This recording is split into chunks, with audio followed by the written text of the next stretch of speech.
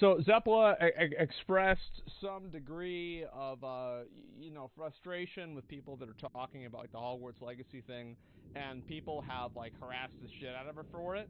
And we're probably not going to watch this whole thing. I'll just watch a bit of it, but I just want to look through it. First, I want to talk about the. I saw this yesterday because she was actually trending on Twitter. If you can believe that. Let me see if she's still trending on Twitter. Is this still happening, or at least for me? No, it seems as though it's not. So, okay, it must have just been yesterday. A little bit before I get into it, because I've seen some pretty wild shit in my chat. Haven't even got started, and I already see some pretty wild. Like, such a kind person. You always put others before yourself, and the whole time. Think about that. Think about that, first of all. I genuinely think this is so stupid.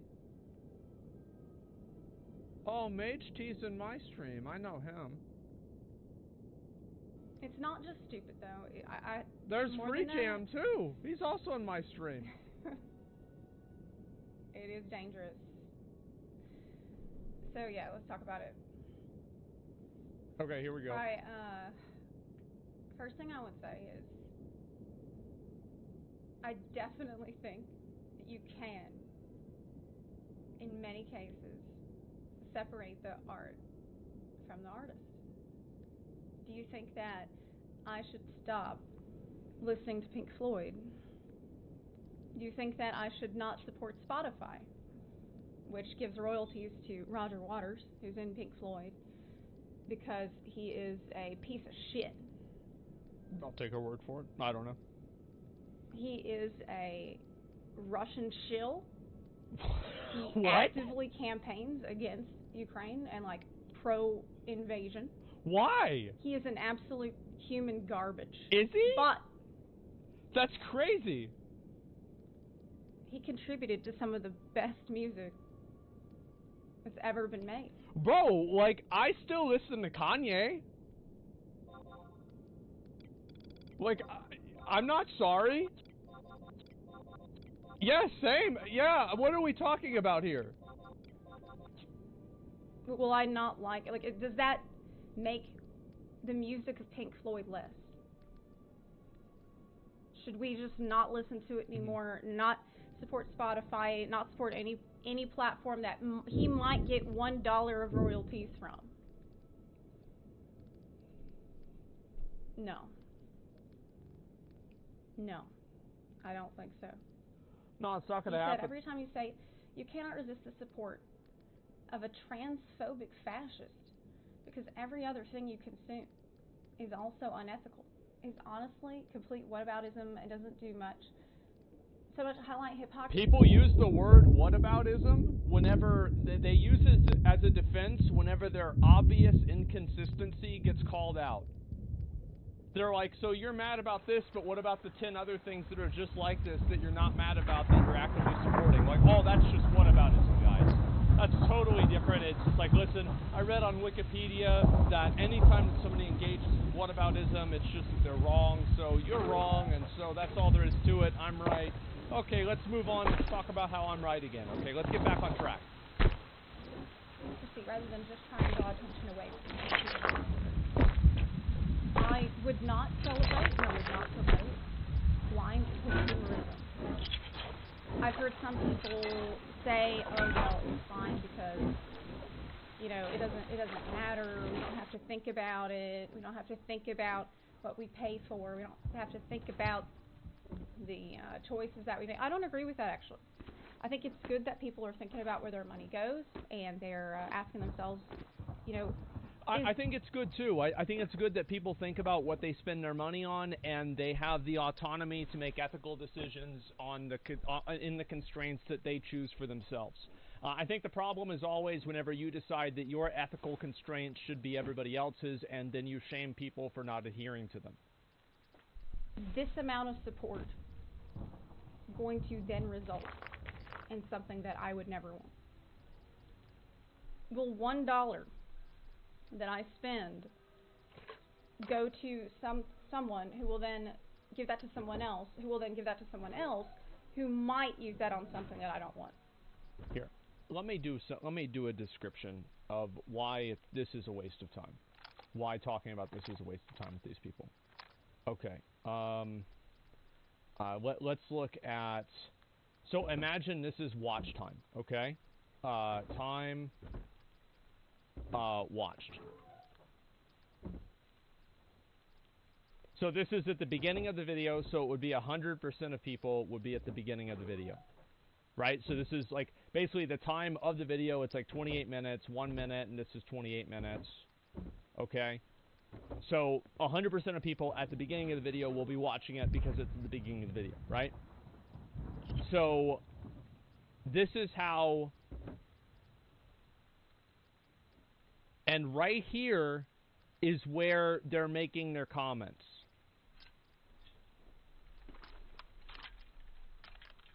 This is where they comment, okay? They're not going to watch the video because they don't need to watch the video because they know they're right. That's it. They're not going to listen to your counter argument. They're not going to hear what you're saying. You cannot use logic on them because they are not logical. Do not try to logic a person out of a position that they did not logic themselves into. It doesn't work. They're immune to it. If your answer to that is, yeah, I mean, that is your call to make.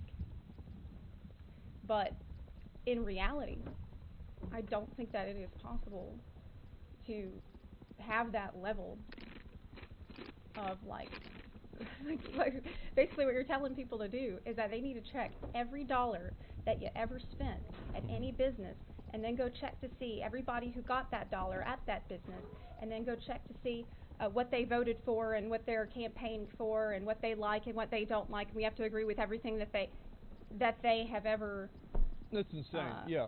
supported politically. We have to completely agree with all the political opinions of everybody that is involved with any kind of business. Well, here's the reason why people like doing boycotts. Because boycotts don't require effort. That's why. It is so easy to sit on your ass and complain about something rather than actually work towards any sort of a meaningful change. And the only change that these people even try to make are changes on change.org. As we promote. That's batshit. That's crazy. It's slacktivism. It is. First of all. Next thing I would say. Some people are out here saying, and by the way, this isn't even like Pink Floyd. This isn't even like Roger Waters with Pink Floyd. Because Roger Waters was directly involved with Pink Floyd. JK is not even involved in this game. This is not gonna, it wouldn't make or break her at all. If the game is a success, if the game is a flop, she's a billionaire. She doesn't give a shit. That's a lot of money. This is a pre-existing, highly successful franchise. Roger Waters do? I was some asshole. And it's not going anywhere.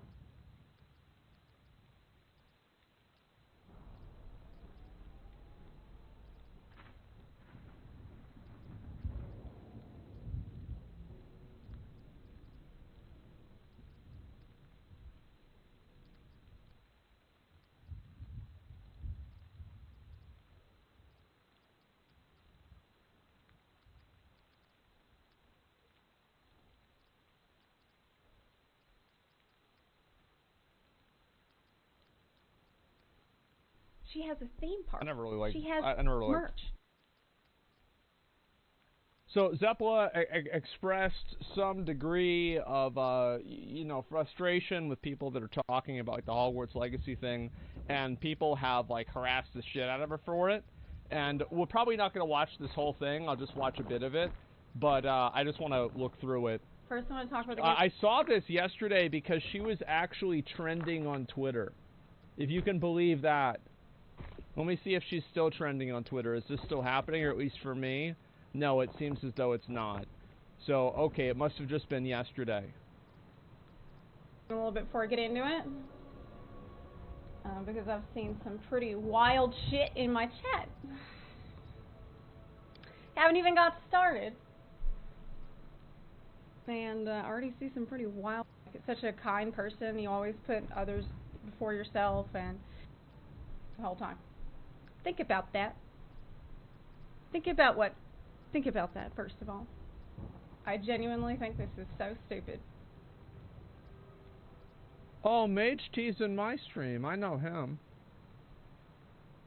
It's not just stupid, though. There's Free Jam, too. He's also in my stream. It is dangerous. So, yeah, let's talk about it. Okay, here we go. First thing I would say is, I definitely think that you can, in many cases, separate the art from the artist. Do you think that I should stop listening to Pink Floyd? Do you think that I should not support Spotify, which gives royalties to Roger Waters, who's in Pink Floyd, because he is a piece of shit? I'll take her word for it. I don't know. He is a Russian shill. He What? actively campaigns against Ukraine and, like, pro-invasion. Why? He is an absolute human garbage. Is he? But that's crazy. He contributed to some of the best music that's ever been made. Bro, like, I still listen to Kanye. Like, I'm not sorry. Yeah, same. Yeah, what are we talking about here? Will I not like it? Like, does that make the music of Pink Floyd less? Should we just not listen to it anymore? Not support Spotify? Not support any platform that he might get $1 of royalties from? No. No, I don't think so. No, it's not going to happen. Every time you say, you cannot resist the support of a transphobic fascist, because every other thing you consume is also unethical. Is honestly complete whataboutism. It doesn't do much. So much highlight hypocrisy. People use the word whataboutism whenever they use it as a defense whenever their obvious inconsistency gets called out. They're like, so you're mad about this, but what about the 10 other things that are just like this that you're not mad about that you're actively supporting? Like, oh, that's just whataboutism, guys. That's totally different. It's just like, listen, I read on Wikipedia that anytime that somebody engages in whataboutism, it's just that they're wrong. So you're wrong, and so that's all there is to it. I'm right. Okay, let's move on. Let's talk about how I'm right again. Okay, let's get back on track. Rather than just try and draw attention away from trans people's actual criticisms. I would not celebrate and I would not promote blind consumerism. I've heard some people say, "Oh, well, it's fine because, it doesn't matter. We don't have to think about it. We don't have to think about what we pay for. We don't have to think about the choices that we make." I don't agree with that, actually. I think it's good that people are thinking about where their money goes and they're asking themselves, I think it's good, too. I think it's good that people think about what they spend their money on, and they have the autonomy to make ethical decisions in the constraints that they choose for themselves. I think the problem is always whenever you decide that your ethical constraints should be everybody else's, and then you shame people for not adhering to them. This amount of support going to then result in something that I would never want. Will $1 that I spend go to someone who will then give that to someone else, who will then give that to someone else, who might use that on something that I don't want. Here, let me do a description of why this is a waste of time. Why talking about this is a waste of time with these people. Okay. Let's look at. So imagine this is watch time. Okay. Time watched. So this is at the beginning of the video, so it would be 100% of people would be at the beginning of the video. Right? So this is like basically the time of the video, it's like 28 minutes, 1 minute, and this is 28 minutes. Okay? So 100% of people at the beginning of the video will be watching it because it's the beginning of the video, right? So this is how, and right here is where they're making their comments.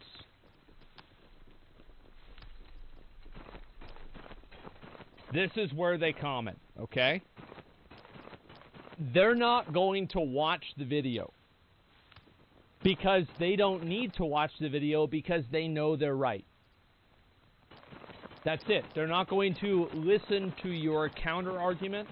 They're not going to hear what you're saying. You cannot use logic on them because they are not logical. Do not try to logic a person out of a position that they did not logic themselves into. It doesn't work. They're immune to it. If your answer to that is, yeah, I mean, that is your call to make. But in reality, I don't think that it is possible to have that level of like basically what you're telling people to do is that they need to check every dollar that you ever spent at any business, and then go check to see everybody who got that dollar at that business, and then go check to see what they voted for and what they're campaigning for and what they like and what they don't like. And we have to agree with everything that they have ever That's insane. Yeah. supported politically. We have to completely agree with all the political opinions of everybody that is involved with any kind of business. Well, here's the reason why people like doing boycotts. Because boycotts don't require effort. That's why. It is so easy to sit on your ass and complain about something rather than actually work towards any sort of a meaningful change. And the only change that these people even try to make are changes on change.org. That we promote. That's batshit. That's crazy. It's slacktivism. It is. First of all. Next thing I would say. Some people are out here saying, and by the way, this isn't even like Pink Floyd. This isn't even like Roger Waters with Pink Floyd. Because Roger Waters was directly involved with Pink Floyd. JK is not even involved in this game. This is not gonna, it wouldn't make or break her at all. If the game is a success, if the game is a flop, she's a billionaire. She doesn't give a shit. That's a lot of money. This is a pre-existing, highly successful franchise. Roger Waters too? Some asshole. Okay. And it's not going anywhere. She has a theme park. I never really liked merch. Pink Floyd that much. How are you going to look in the camera and say, I never really liked Pink Floyd that much?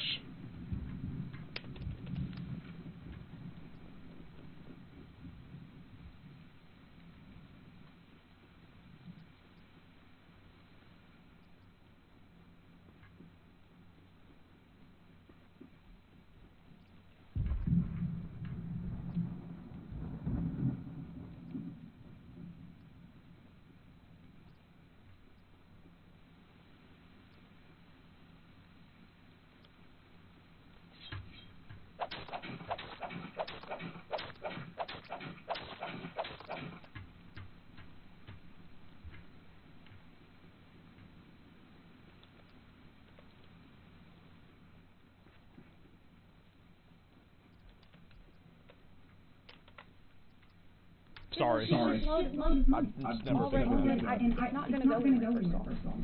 So, look, keep all that in mind. She's not involved in the creation of the game. You didn't do Can drugs. I That's why. dumb money? All my friends have done drugs. I love Pink Floyd.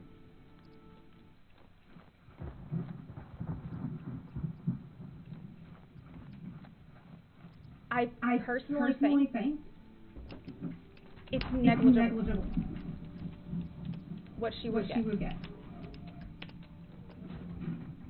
But here's the other thing. People then say, well, it's not about the money. It's about It's not about the money. It's about her influence that she'll.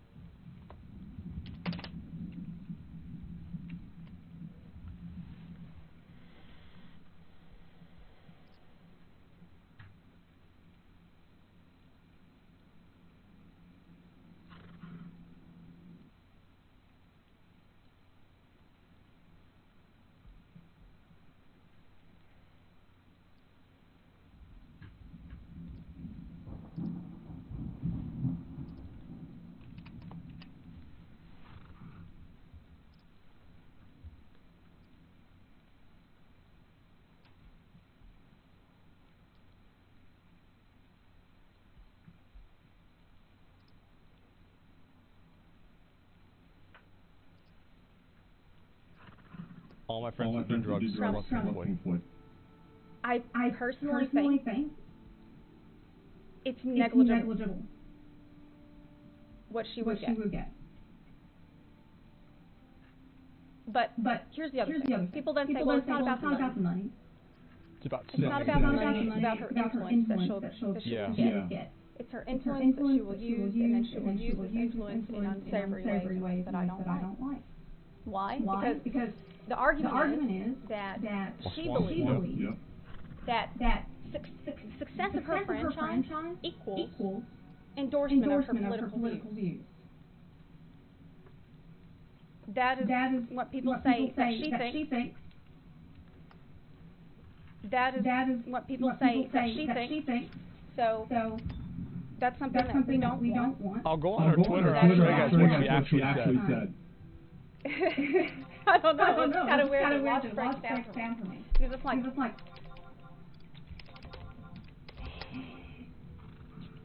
if you don't want J.K. Rowling to think that support of her game equals an endorsement of her views, then why the fuck are you campaigning on that premise? If that's what you think, if you think that's horrible, no, it's insane for her to claim, or to even believe that support of Harry Potter equals endorsement of her views. You can't use logic. See, nobody listen. Hey, like if they hear that, they're just like, oh, so you support it? Okay. All right. Well, you're a piece of shit. Okay. Yep, there it is. Then why the fuck are you out here saying, oh, you're playing that game, you support J.K. You're doing her work. Why are you doing that? Wouldn't it be better to instead not tie these two completely unrelated things together? Not treat this like it's fucking propaganda. It's not. I'll tell you something else. I'll tell you something else. I was actually not going to play this game. Because I personally, I'm not a fan of J.K. Rowling. I do not like J.K. Rowling. You want to know what I think? I don't even know what she said.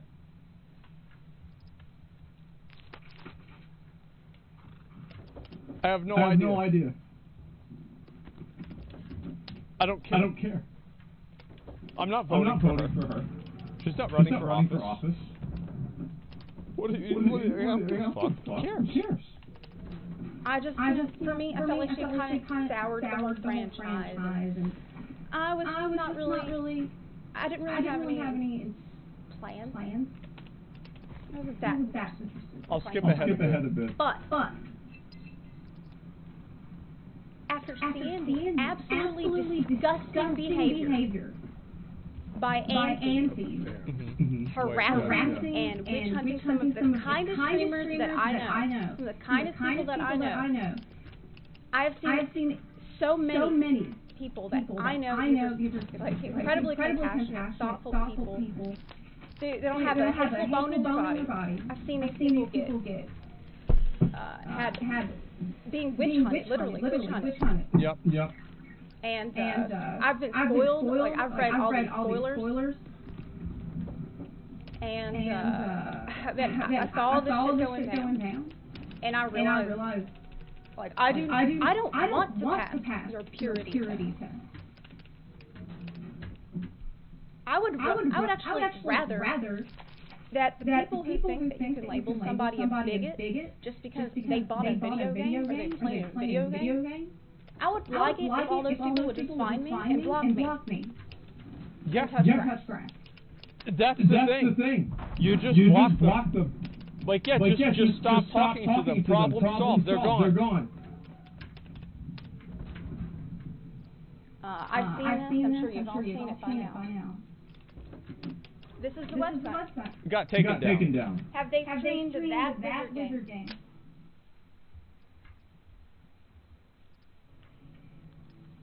So you type in the streamer's name here, and it lets you know if you're good to go harass them or not. Yeah. Or to call them hateful or not. I'm going to skip ahead to where she's talking about the actual tweets and stuff like that, okay? Yeah, we're going to move a little bit ahead, because there's a lot to this.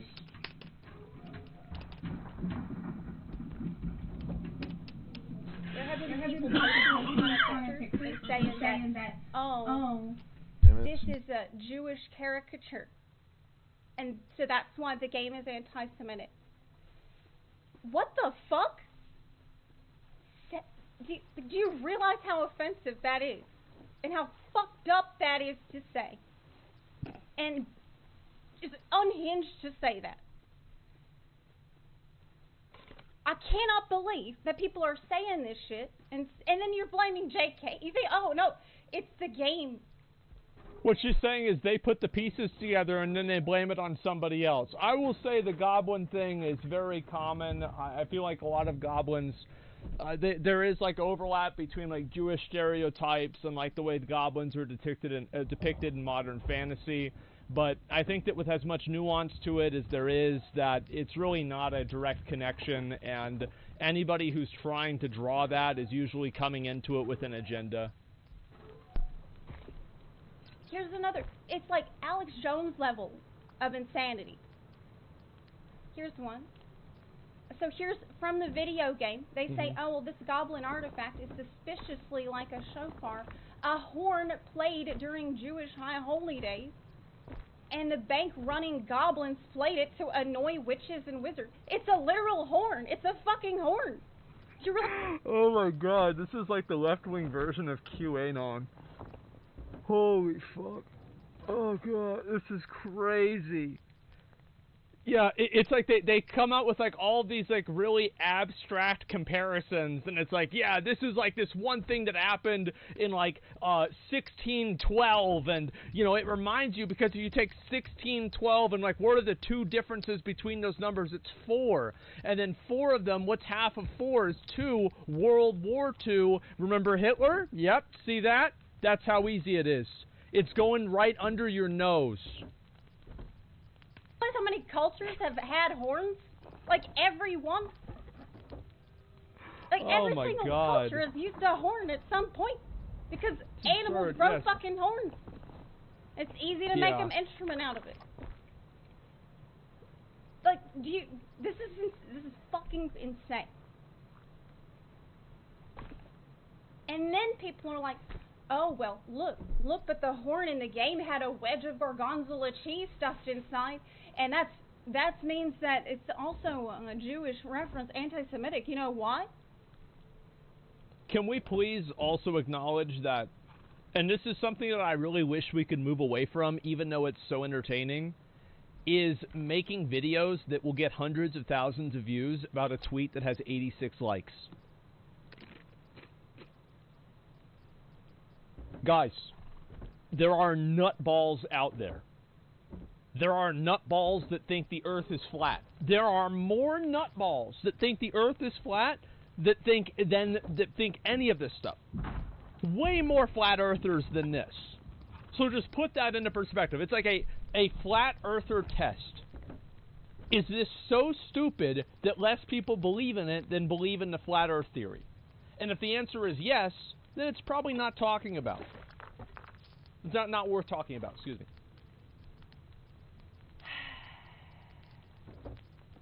Because the cheese block in it is not kosher. And then also the best part about this, let's go ahead and keep this in mind. So this is the, how can you tell if there's a tweet that is being made by a person who is off their rocker? Number 1, the tweet is being made by a person with a private account. Number 2, replies have been disabled. And number 3, they're only replying to themselves. Oh, and number 4, anime profile picture. That's a little bit of a bonus, but, you know, there you go. They picked a specific type of cheese because... Oh, it has more retweets than likes, too. Or a very high ratio. This is actually Alex Jones levels of batshit. No, it's not, because even Alex Jones said QAnon was stupid. And these people are just as dumb as that. It's actually even dumber than Alex Jones. We're going to go to the last 3 minutes of it. They are actively committing genocide. I have lost everything because of Russia. So, everybody that plays that game, you're now my enemy. Everybody who plays that game, you're now a fascist. She's talking about Atomic Heart. That's what we're going to be clearly. doing. No. No. We are not going to do that. I'm not going to do it. I don't like this train of thought. I don't like the narrative. I don't like this culture war bullshit. If you want to boycott something because you don't like something about it, go right ahead. I won't play Atomic Heart because I don't want to. But if I did, it wouldn't change anything. It wouldn't mean that suddenly I'm pro-Russian. This is just not a road this is not a road we should go down. Earlier in the chat, I saw somebody say, I love the game, but it sucks that my friends called me a Nazi sympathizer for buying it.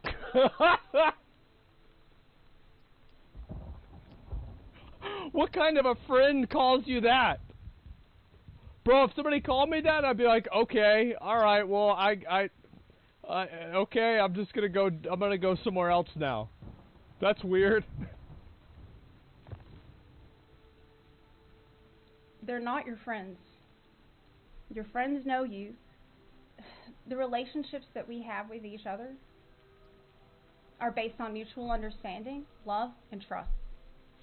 This is what keeps our communities together. If you're ready to throw all that out the window,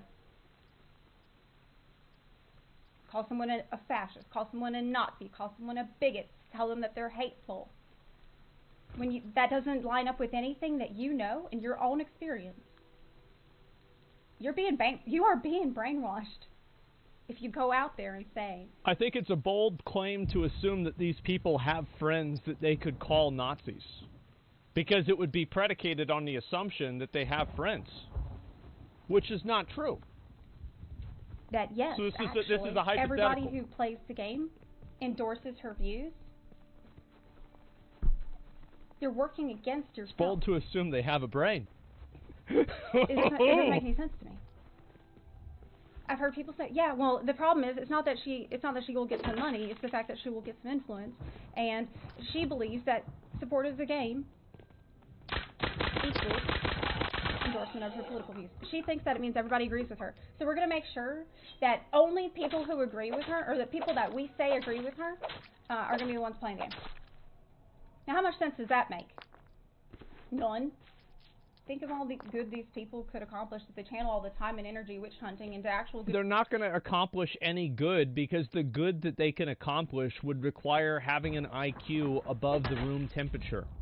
And they don't have that. They can't accomplish anything good because they're too stupid to do that. So what they're reduced down to is complaining and getting mad about people for playing a video game. Because it's easy, it's accessible, it requires no effort, and it can make them feel good. There's never going to be a point where they're going to be like, okay, I'm going to move on and actually, like, do something productive, because they don't have the capacity to do that. You don't get mad at, like, a dog for not being able to talk. No. You don't get mad at your cat because whenever you say get off the table, it doesn't get off the table. Bro, it just doesn't know. It's a fucking cat. But who gives a shit? You just have to pick the cat up and put it on the ground. Good causes. Or how about actual causes for, It's not the cat's fault. for the betterment of trans people? I never hear about any of this shit. Because it takes work. Didn't Tennessee just pass a ban on people in drag even being outside? I haven't heard a peep about that. Why would you hear anything about that? These people probably don't even know where Tennessee is on a map.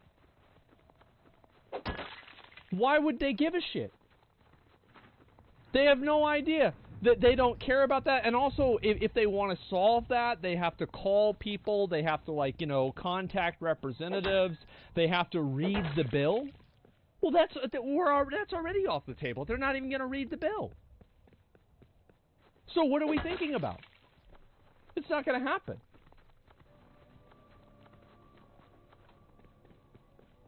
If people would expend even a fraction of the energy that they've expended over harassing people for a video game, instead on bringing awareness to genuinely damaging stuff that's affecting transgender people, maybe we'd really be getting somewhere. J.K. Rowling isn't even American.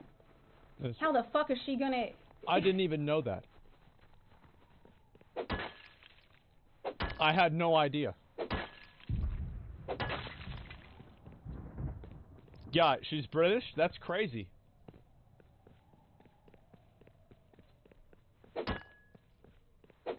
Like, have influence over what people are voting on in Tennessee or in Kansas or in Maryland. I literally had no idea. Why would I care? Get a grip. Get a grip. There it is. So basically, all this was started because Zeppela went on Twitter and talked about basically that these people don't have any real problems, or some, you know, effective version. I don't want to misquote her, but she compared like their problems to her having to like leave her country in Ukraine, and how vitriolic people were being, you know, which against something that is proportionally like much less. Now, the one thing that is like a fucking trigger for any of these online perpetual victims is to tell them that the way they feel doesn't matter, or to contextualize it around real life. So, like, for example, if this person is like, you know, oh, I'm being killed, people are trying to kill me on Twitter, and then somebody comes and says, that's crazy because somebody tried to kill me in real life, that's going to upset them because it reminds them that everything that they're doing doesn't matter. So it very upset a lot of people on Twitter. They were very angry about this. They were pissed off. Obviously, we totally support Zeppela. This is ridiculous that she's even getting any hate for this whatsoever. And I will say that, you know, I forgot, I think it's Socrates. If you stare into the abyss long enough, the abyss will stare back into you. Don't waste your time talking to these people, trying to Nietzsche, you idiot. win them over or anything like that. Nietzsche? I thought it was it Nietzsche or was it Socrates? It was one of the two. I forgot which one. Anyway, one way or another, if you spend all of your time fighting and arguing with people, it was Einstein? Oh, that's when everybody clapped. Yeah, I forgot. If you spend all your time arguing with these people, all you're going to be doing is getting mad. That's it. So why waste your time doing that? Why worry about it? I think that every single time that you try to justify yourself, or you try to argue against somebody else that has an opinion that you think is ridiculous, you actually, you embolden their opinion. You make their opinion like bigger than what it is, because it really just doesn't matter that much. Yeah, don't cast your pearls before swine. Yeah, they have no power over you. Exactly. And, like, my best advice to anybody who is dealing with this kind of stuff, never argue with an idiot. They'll bring you down to their level and beat you with experience. Exactly. Seems crazy to me. Transferring the supporters, born in a society far more tolerant decades ago. Privileges blinds them. How good they have it. Well, I don't know what the problems and, like, the lifestyle of somebody who's trans is. I'm not trans. I know a handful of people that are. But, like, I'm not an expert into this stuff. I'm not going to claim to be. I have no idea. It's just like I'm a guy, and you know, that's about it. So yeah, I mean, to me, I think the more that you spend, the more time you spend arguing with people and like trying to fight with them, the more it just makes them want to fight and complain about you. Yeah, it feeds them. And the best thing to do is to laugh at them, which is usually what I do, because I think it's funny, it's entertaining, but it's to laugh at them and just ignore them and blow them off. That's it. That's the only way, because like, there's nothing they can do about that. They can't argue. Yeah, like, nothing. They just have to deal with it. Yo, let's see here. When can we expect the true story of Cataclysm? Well, soon, man. It's going to be very soon. I think everyone just explained science. Well, I don't know what she said. And I don't care. I don't care what a writer for a children's book says about sexuality. Why the fuck would I care about that? I don't want to hear about this. This is why am I wasting my time listening to her? She's not a doctor. She's not a scientist. What the fuck does she know? Yeah, I don't care. Yeah, why does this even matter? It's like people, like celebrities going on and talking about how bad, it's like some political thing is. Like, what the fuck do you know? The only thing you did, you pretended to be a fucking politician 20 years ago in a movie. You don't know anything.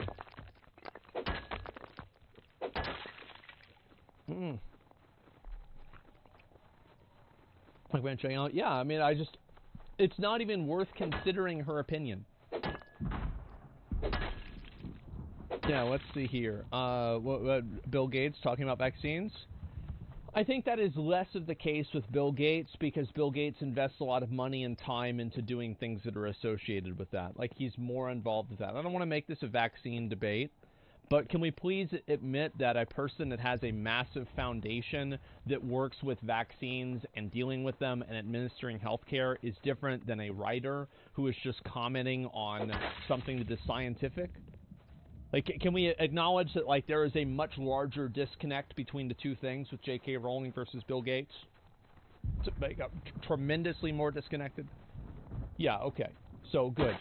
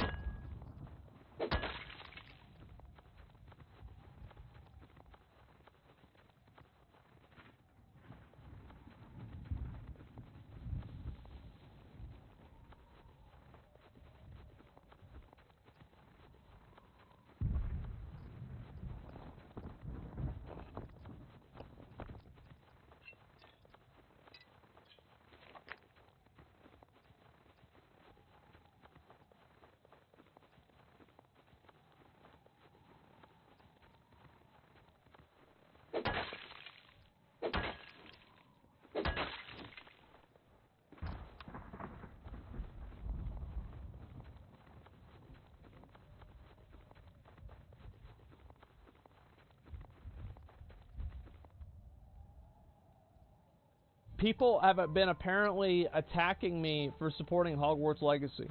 I didn't even know I was getting harassed. I had no idea about this. Yeah, I come back, I'm like, I read this, and I'm like, I see this video, I'm like, wait, I'm getting harassed, I'm being attacked. Wait, what? I thought everybody agreed with me. I have no idea.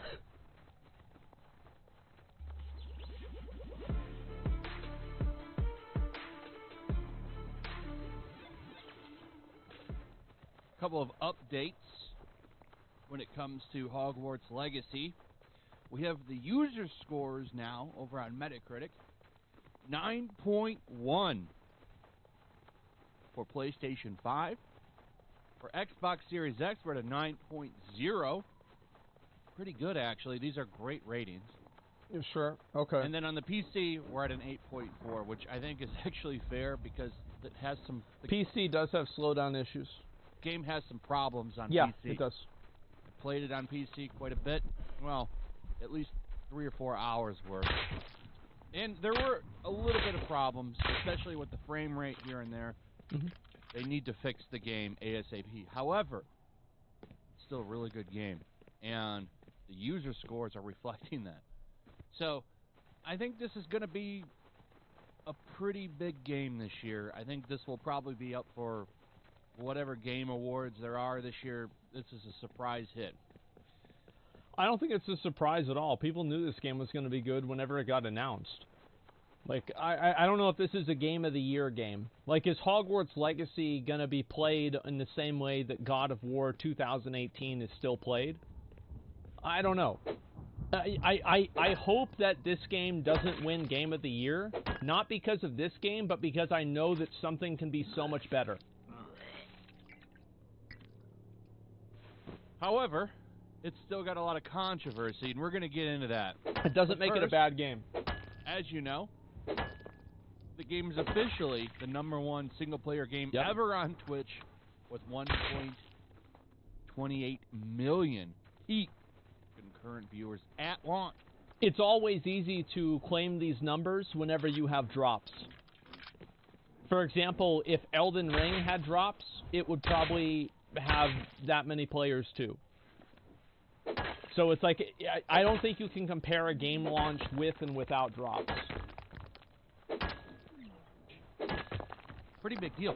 Took down Cyberpunk, which was the former single-player #1 game. But that's over with. It's now Hogwarts Legacy. They can't be taken away. So thank you, boycotters and activists. You helped make this happen with your constant tears, your constant making... I'm gonna be honest, I think most people didn't even pay attention to that shit at all. Like, they don't even know what's going on. That's the truth. It's like, because if you're not on Twitter, you don't even know about this. I think the biggest reason, like, people that are, like, reflexively supporting the game because other people are not supporting it, I feel like, that's, like, such a small percentage, it's not super relevant. The game trend, even right now, you can see it's trending in real time, Hogwarts. They've taken Hogwarts Legacy out of it because they think, we'll just call it Hogwarts, and that won't help the game. People are stupid. There's more. Let me show you some tiers, and then we'll get into the Asmon Gold stuff. Okay, that's the important part. We've got this. This was funny. This is a lot of people commenting on this right here. So this tweet kind of blew up for this person. It says Harry Potter here. I've really got to say that, man, if you like Bloodborne and you say that you should play Bloodborne instead of Harry Potter, oh man, that is just, oh wow. Where did that come from? The Last of Us 2? I don't know about The Last of Us 2. I like Bloodborne, but what the fuck? The two games are not the same. Bloodborne was made by From Software. From Software has no, like, they make video games, okay? They don't talk about these issues. It's not about their games. But Bloodborne is, like, fucking super derivative of Lovecraft. And Lovecraft, this guy is, like, was a massive fucking racist. So it's like, how, like, yeah, so, like, you have a game that's completely built off of a narrative, or not narrative, like a world that was created by a huge racist. It's really kind of an exact thing.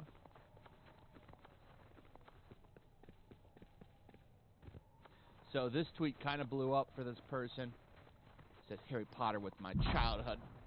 I loved it so much I sleeved out my whole arm around 2012. I'm honestly embarrassed about it now. F J.K. Rowling and your turf game, and F your excuses, allies.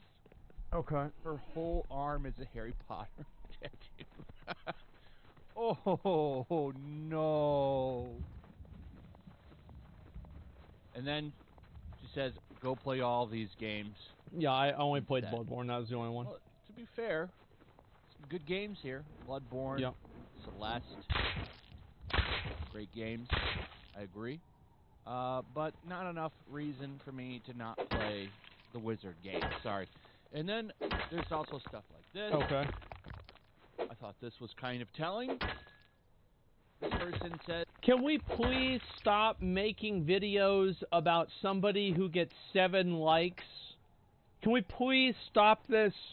Fox News, CNN, MSNBC, YouTube conspirators, can we please stop this? Like, this is a person that has 7 likes. What are we doing here? And they have more quote retweets. And you know why? It's because people are all quote retweeting them, calling them stupid. Who cares?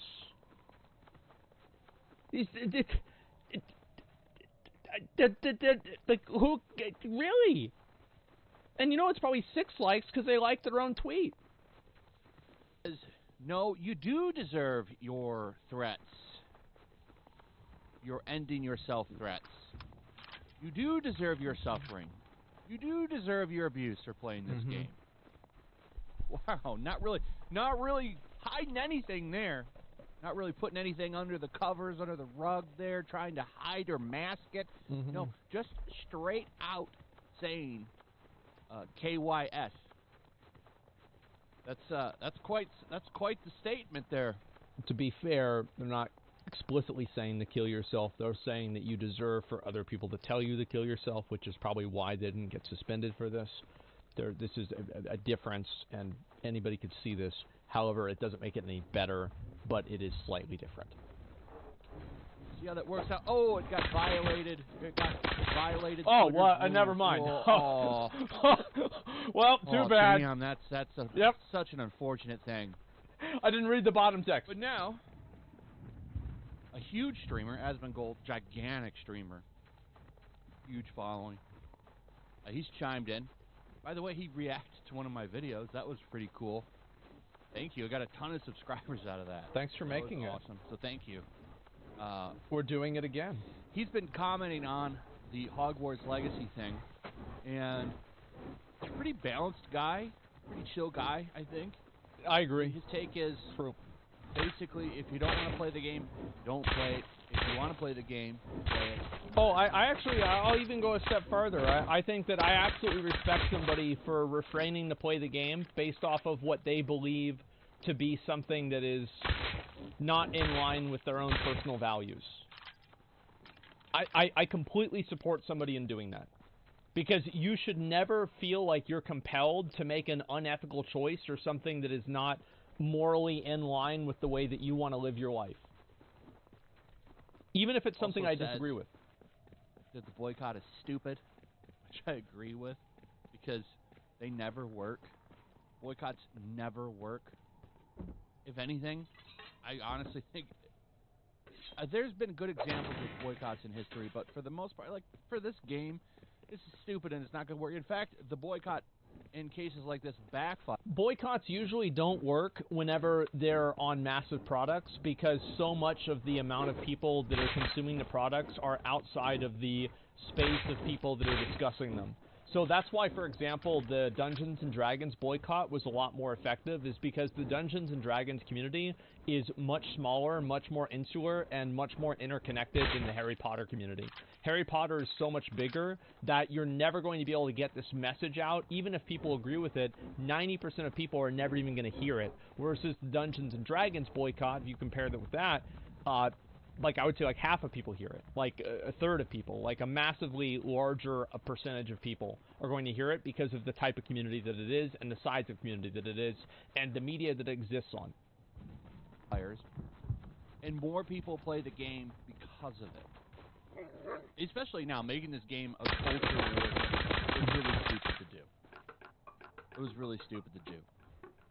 Because if anything, who's really benefiting from it? Well, Warner Brothers is. But I mean, yes. This never had to happen. Well, we're benefiting from it too. We have content. If it wasn't for these activists. It still would have been big, don't get me wrong. This week it would have came out and been big. But I don't think it would have had the kinds of reactions that it's gotten as far as, all the attention and the sales that it's got. I know a lot of people that have bought this game just to buy it, to spite. To say fuck you. Yeah. A-holes that just want to run around and make people miserable. But here's what he put on Twitter. Shocking to me that people think the way to protest Hogwarts Legacy is to bully and harass those who are streaming it. No one likes this. You're not helping anyone. You're just being a piece of shit. True. Pretty true statement there that he's seen. Very true. There's no lies detected here. It's true. No And one real. likes this. You're bullying and harassing people over a game. Like this. Literally, someone saying to end your life, end yourself, because you're playing a game, because you bought a video game. This is an unhinged look. And to be honest, you're making the people that you're trying to protect and stand up for look bad in a lot of ways. And I'm not saying anything, I'm not trying to say anything negative about any groups of people here. But this is a really good example of being your own worst enemy. Because this behavior looks unhinged. I agree with that. I think that the more people that you have that look like assholes, the less people are going to want to support you. Yeah, it's a huge factor. Normal people are looking at this behavior and saying, what the WTF is going on? Why are these people crying and bullying people over a video game? Should people say online? Yeah, of course. Yeah, it's keyboard warrior behavior. So he got a ton of shit for this. I doubt he cares. I didn't even know that it was happening. That's really the truth. I had no idea this was even happening. Like, this is the first that I have learned that I've been getting hate and shit for my tweet. Because I look at my quote retweets. Yeah, but it's like, okay, so somebody says, you suck, Baldy, and it has 40 likes.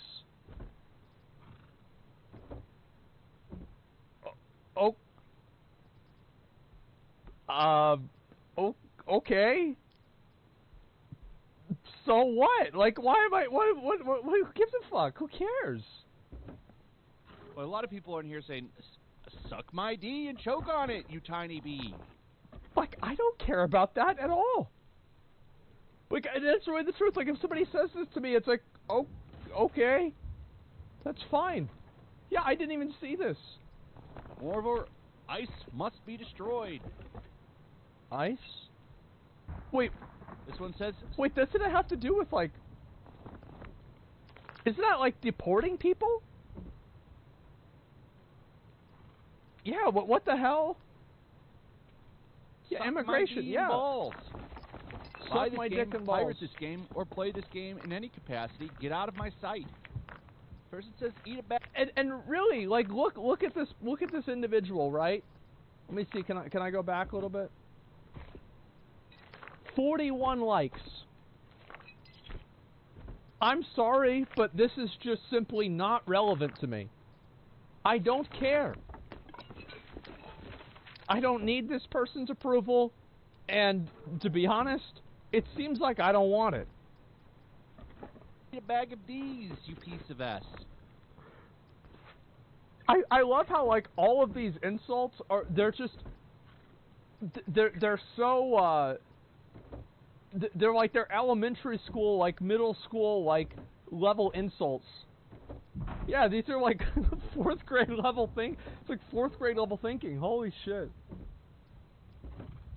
Big baby. I'm a big baby. Wow, big baby need binky. Dude, this is fucking funny.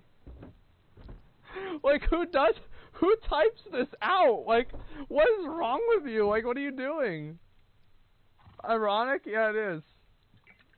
You could just play the game. No one would know if you just played the game. No, but they do know because I stream. So, but okay, that's fine. But that's not enough. You need to announce it. Make a point about it. Playing Right. the game is good and morally correct, so you don't need to feel bad about it. You need to convince everyone you're a small bean. Bro, this guy's been on the internet for too long. Like, what does small bean even mean? Like, I don't even understand, like, what... I thought that's what girls that were, like, really short and skinny would call themselves or something. Like, small bean? Like, wait, what? Chronically... Yeah, bro, like, I don't even understand this. Small bean is cute speak? What? Oh my God. No, he's got the right take here. He's Uh-huh. got the right take here. Oh Everybody my, wow. with any sense in their head is looking at how these people are acting and what they're doing and saying, what the hell is wrong with you? Mm-hmm. And I do feel bad for people that just want to be left alone and want to live their lives. They're not asking for these people to stand up and hero for them. They're not. And they're bringing more unwanted attention and unwanted drama to their door in their name. And that's the real sad thing here. Uh-huh. Because most of these people that are going insane aren't even trans. The majority of them are woke white people who think they're being champions of social justice and that this shit is bringing their life meaning, and it's not. It is, right? It is. It's true. Yeah, no, it definitely is. And they're sitting there, and they're, like, trying to help them out. They're like, don't worry, I'll save you. There's people that there's no Civil War to fight. There's no, Civil Rights Act to push. Like, life is really good right now. People have more equality now than we ever have had before. And these people are left with a void in their mind. They're like, what am I going to do to prove it? And so instead of trying to just enjoy their life and, make their own way in the world, they have to invent new problems to fight. They have to invent new problems that are at the same level as the old ones. But they're just not there. Yeah, and they're not going to Ukraine either. That's not going to happen.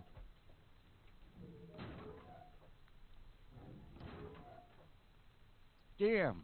I'd love for people to care about this much about the growing loss of these rights across the Western world, and it's on and on. I mean, you see all of it right here.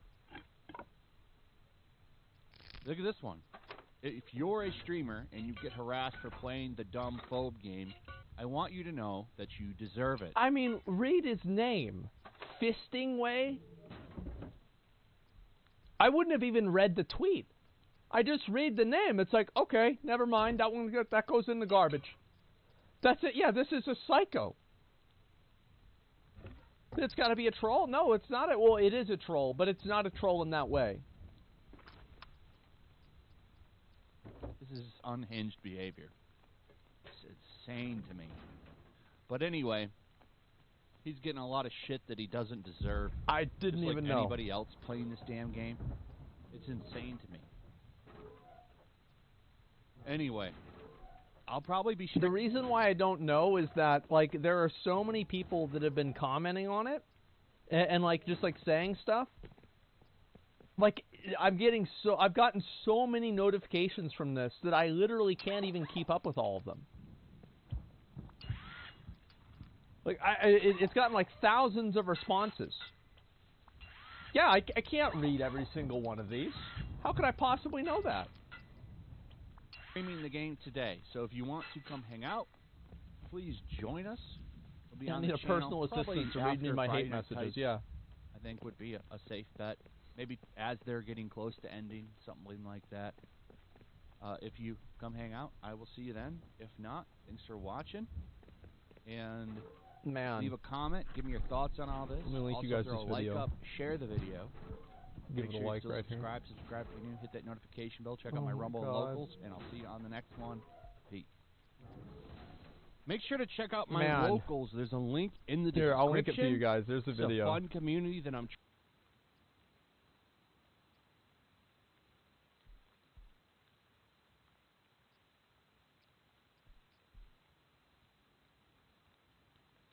In YouTube's nearly 20-year history, we've seen many content creators get in trouble with the law. Generally speaking, your average YouTube lawbreaker comes in the form of a prank channel taking things too far, or perhaps an influencer spending the night in jail over some disorderly conduct. However, some cases are far more serious, with content creators not only getting arrested and jailed, but receiving criminal convictions and receiving prison sentences. Sentences that are currently being served as of the date of me recording this video. From a once beloved YouTube heartthrob caught with illegal child images, to a piano teacher posting illegal breastfeeding videos, to an anime reviewer serving life behind bars, these are the imprisoned YouTubers. Let's get into it. Today's video is sponsored by Keeps, and to begin the ad, let's look at my hair from old videos back in 2020. As you can see, your boy was in the middle of a hair loss downward spiral. I didn't feel like going bald, so I started to do something about my hair loss and got treatments through Keeps. And the results have been pretty insane. Here's me at 6 months after starting, a year after starting, 2 years after starting, and then me right now. And I think your boy's looking pretty good. Like, I definitely am not losing any more hair, that's for sure. Keeps offers generic versions of the 2 FDA-approved hair loss products at a can't-beat price. They'll hook you up with a prescriber online and ship your prescription right to your front door, and in 4 to 6 months you should start seeing results. Look, I stand by Keeps. I've been using this stuff for over 2 years now. It works, and if you're a guy that's having some anxiety about hair loss, there's no better time than now to start Keeps. Hair loss stops with Keeps. Go to www.keeps.com/wavy to get 50% off your first 3 months of treatment. That's keeps.com/wavy.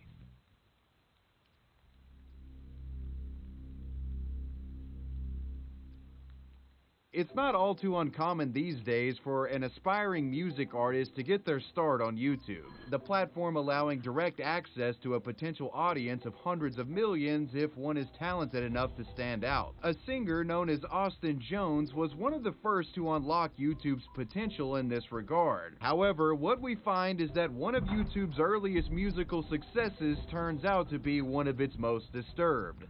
This is the story of Austin Jones. Joining the site back in 2007, Chicago-based singer, songwriter, and comedian Austin Jones was once a force to be reckoned with on YouTube. Austin got his start on the site by performing covers of popular songs of the era, including music from Panic at the Disco, 21 Pilots, and Justin Bieber, to name a few artists.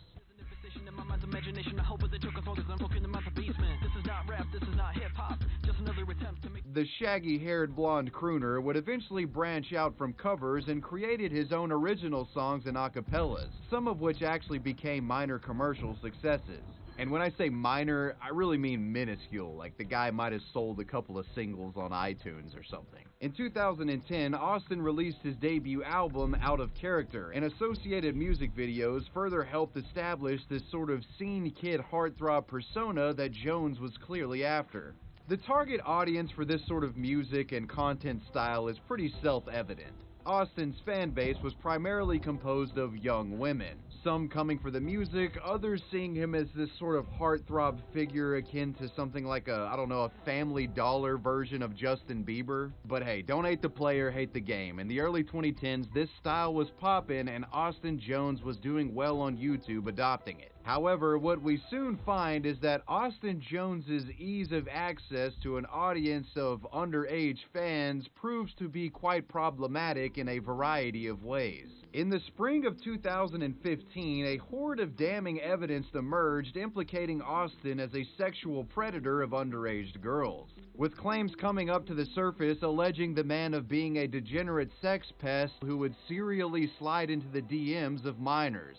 Around this time, a bizarre video would surface which appeared to show Austin Jones showcasing to girls how they could twerk. Hey cutie, so this is like the first basic twerk move. So this is what you do. You stand with your legs apart, you bend your legs, and then you arch your back, and you unarch it. You do it faster, so it's like that.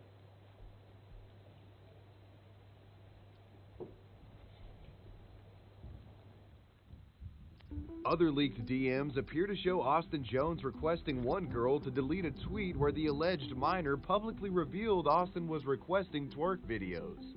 Here's some of the other leaked messages. So you like my song Toothpick Booty? Yeah. You should make a video of you booty popping to it. It'll be so awesome. Haha, maybe. Why maybe? That should be a definitely. Let me be honest real quick. I was actually having a really down night, so I asked fans to message me to maybe cheer me up. And out of all the fans, I decided to talk to you. And now these videos are actually cheering me up and making me happy. Can you please make more? How about after each one, I'll make a video of me talking and telling you what I liked about it? Look, you're really nice and everything, and I love you a lot, but no, I don't want to, and I'm just not comfortable, and it's late and cold, and I still have homework. And I'm truly sorry, but I just can't. Great, now I'm in an even worse mood. Other unconfirmed leaked screenshots appear to show Jones giving very specific instructions regarding alleged twerk videos.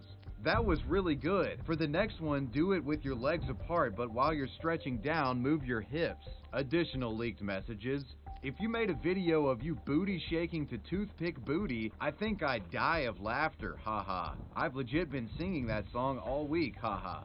You should do it, it'd be fun. So as you can see, you've got these screenshots allegedly showing Austin Jones requesting, favors from minors. The concerning allegations surrounding Austin Jones would begin to circulate around Twitter, and the situation would become something of a viral news event when YouTubers publish videos covering the allegations. He had told me that in the past, like a couple years ago, if not a year ago, a year or two ago, whatever, that he asked for girls to twerk for him in videos, to send them videos of them twerking for him. Why are these people doing this? These are people that have all these people looking up to them, and they're taking advantage of their fans, and honestly, I think that it gives our music scene a very bad reputation. In the wake of the accusations, Austin Jones would publish a video of his own called Setting the Record Straight, where he attempts to trivialize his actions, claiming that the twerk requests were simply just for fun, and that no sexual motivation prompted the solicitation of the aforementioned content. Additionally, the 22-year-old attempts to justify his alleged actions by citing loneliness and self-confidence issues. So that you would understand why I was that desperate, why I was even asking for those things. It was that depression piling up into me searching for attention. I would read every little comment, every little person telling me to kill myself, every person telling me that life wasn't worth living for me anymore. That entire ride home, I read those comments and I began researching different suicide methods. Despite the disturbing allegations the man was facing, Austin wasn't subjected to any immediate law enforcement investigation. He would avoid incursion from authorities for the next 2 years. However, thanks to the persistence of the alleged victims and a variety of online activism campaigns against Jones, eventually a criminal inquiry was opened. On June 9th of 2017, just over 2 years after the allegations went viral, a U.S. magistrate judge would sign and issue a search warrant for Jones's home in Bloomingdale, Illinois. 3 days later, on June 11th, Homeland Security investigators raided the YouTube star's residence. During the search, authorities discovered illicit child content on the man's devices. He was then arrested and hit with 2 CP-related charges. What followed were a series of court proceedings that revealed the true horrific extent of the abuse committed by Austin Jones. One such discovery was that in messages Austin had exchanged with a minor, he would request the underage fan to announce their age while the individual performed suggestive acts for him. In court transcripts, Austin describes a conversation between him and a 14-year-old girl as a, quote, audition, where she would have to perform suggestive dances and acts for his approval. The man apparently acting as a sort of sadistic director, guiding the minor to perform in a way which he saw fit to appease his sick fantasies. Now you need an intro to the video. At the beginning, get super close and say these lines. Hey Austin, it's name, and this butt is age years old, and then make it clap for 30 seconds. Got it? After a series of trials, Jones would eventually be found guilty on 1 count of receiving CP, and on February 1st of 2017, Austin Jones was sentenced to serve 10 years in prison, with his earliest possible release being in 2027. In the wake of his sentencing, the man's YouTube channel has been deleted, and the name Austin Jones has been entered into the ever-growing catalog of YouTubers busted for CP. His reputation likely permanently destroyed thanks to his own abusive activities.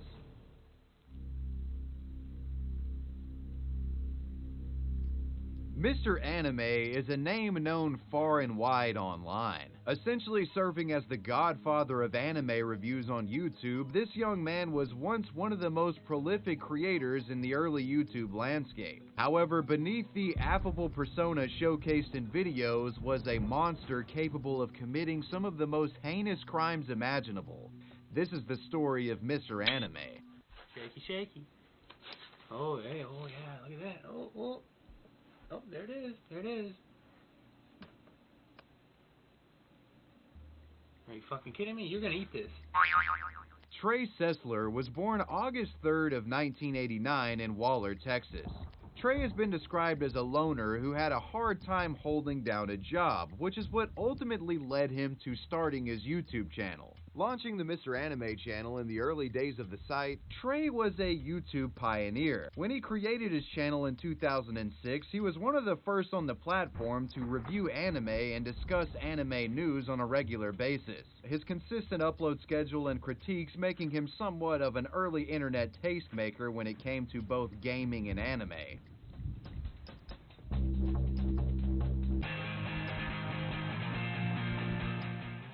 Trey was also known for his humorously blunt review scale that he used to review media in his videos, with 1 being absolute shit and 10 being rarely given to superb shows. Trey's matter-of-fact and often aggressive style fit well within this AVGN-inspired era of YouTube, and much like other media reviewers of the time, Mr. Anime was no stranger to creating skit videos. Trey created various sketches, which almost exclusively consisted of scenes portraying him as a sort of rogue vigilante. The videos containing a fair amount of simulated violence, gore, and bloodshed, featuring guns as props.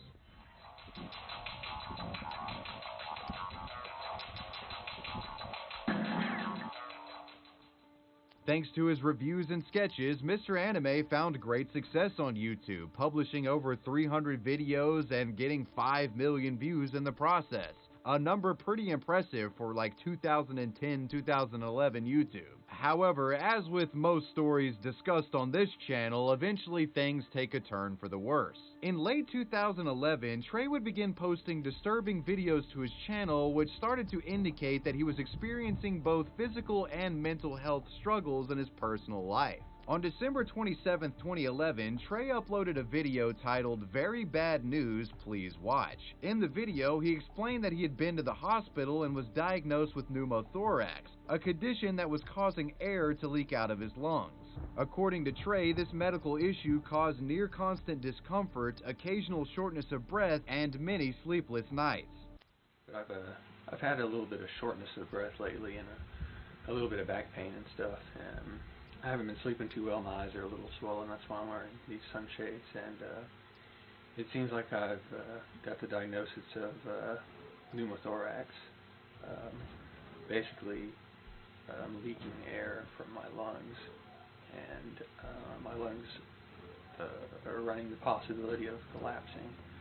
So I'm going to be out of action for a little bit. The video portrayed a clearly struggling individual, and fans of Mr. Anime would take to the comment sections showing their support for the guy. Many, after seeing this pneumothorax thing, encouraged Trey to just take a break from YouTube and get some rest.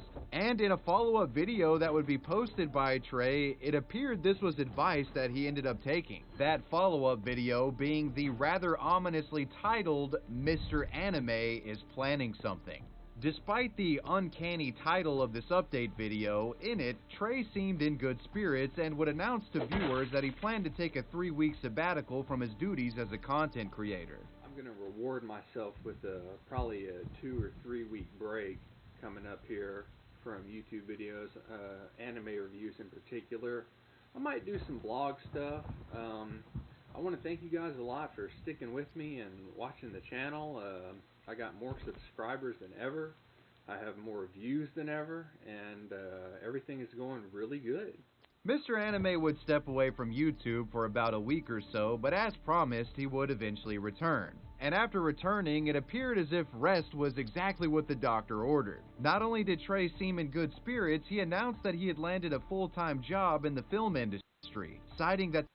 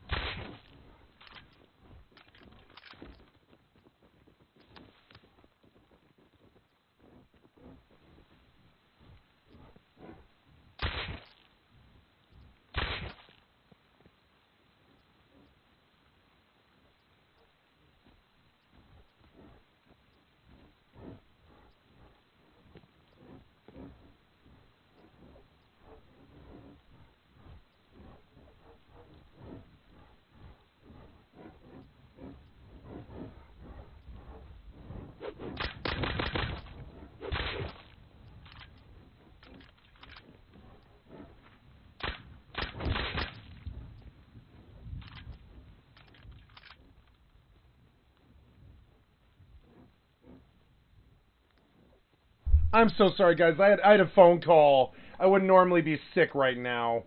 So I had a phone call. Like, I can't focus on 5 things at once. It's so annoying. This is too much. Like, too much pressure all the time. Like, look at that. Look at that pressure. It's fucking stupid. I don't want to use pills. I'm not gonna. Just go back home. Screw it. Anyways. So it turns out I have to go to a doctor's appointment here for like an hour and a half every single fucking day. There's some distraction now. It's fucking driving me crazy. And I don't know. I'm just,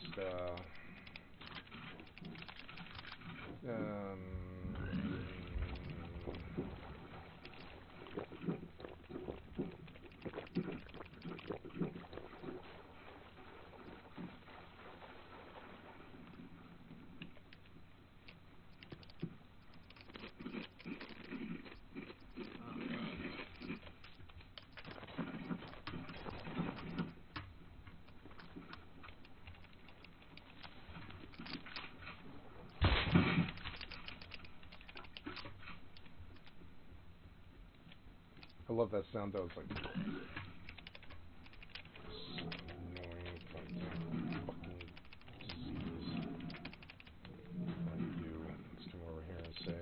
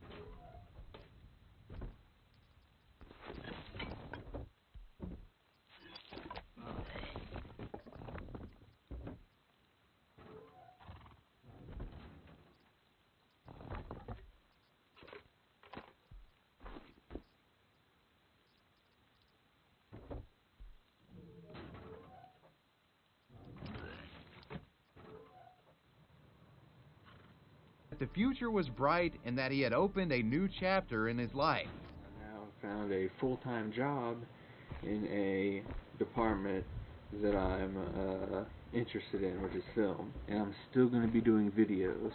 So keep supporting Mr. Anime. I'll still be doing anime reviews, but probably not as many because this job will be full-time. But thanks to all of y'all, I've been able to be recognized by some people, and I'm going to be doing some good stuff. Unfortunately, though, the optimism showcased in this video was nothing but a feint, as this new chapter embarked upon by Trey Sessler was darker than anyone could have ever imagined. Unbeknownst to fans at the time, that update video would be the last piece of content ever published to the Mr. Anime YouTube channel, essentially serving as a farewell. After publishing this update video, Trey Sessler would go on to commit one of the most heinous crimes imaginable. On March 20th of 2012, Trey Sessler's parents and his brother were found murdered in the Sessler residence, all shot to death by a gunman. That individual being none other than Trey himself. According to reports, after a night of binge drinking, Trey systematically murdered his entire family.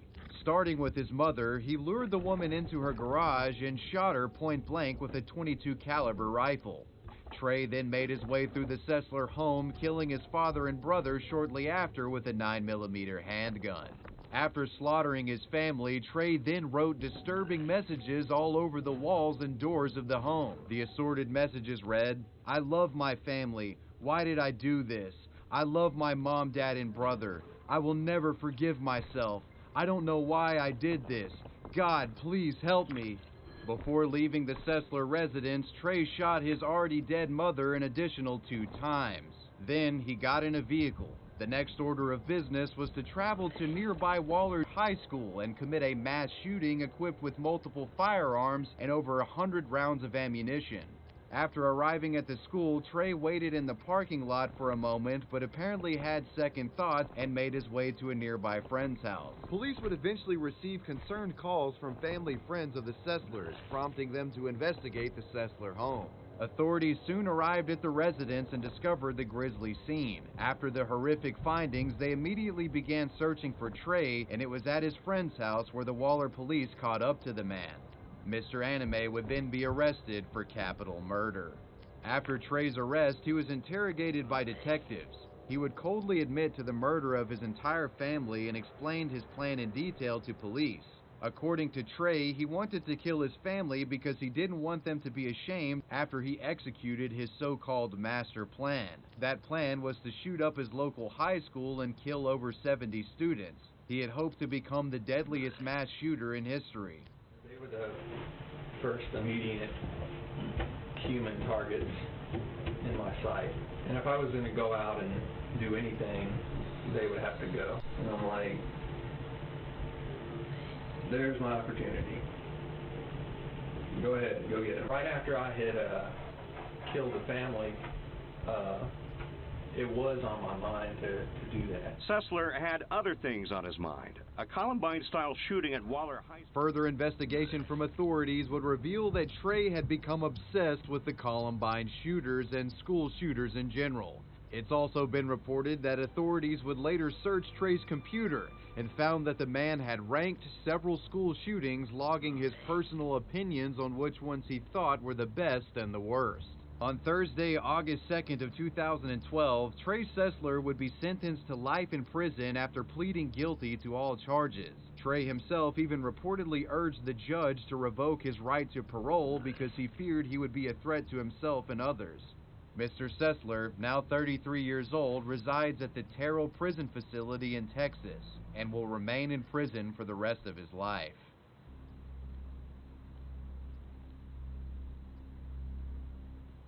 Amos Yee was a young YouTuber that rose to fame in the early 2010s. Known for his outspoken commentary videos denouncing religion and the Singaporean government, this pseudo-activist found himself in trouble with Singaporean law enforcement on many occasions thanks to his videos. And after moving to the United States, he would find himself in prison. This is the story of Amos Yee. Amos Yee Pang Sang, born October 31st, 1998, was a Singaporean YouTuber, blogger, and child actor.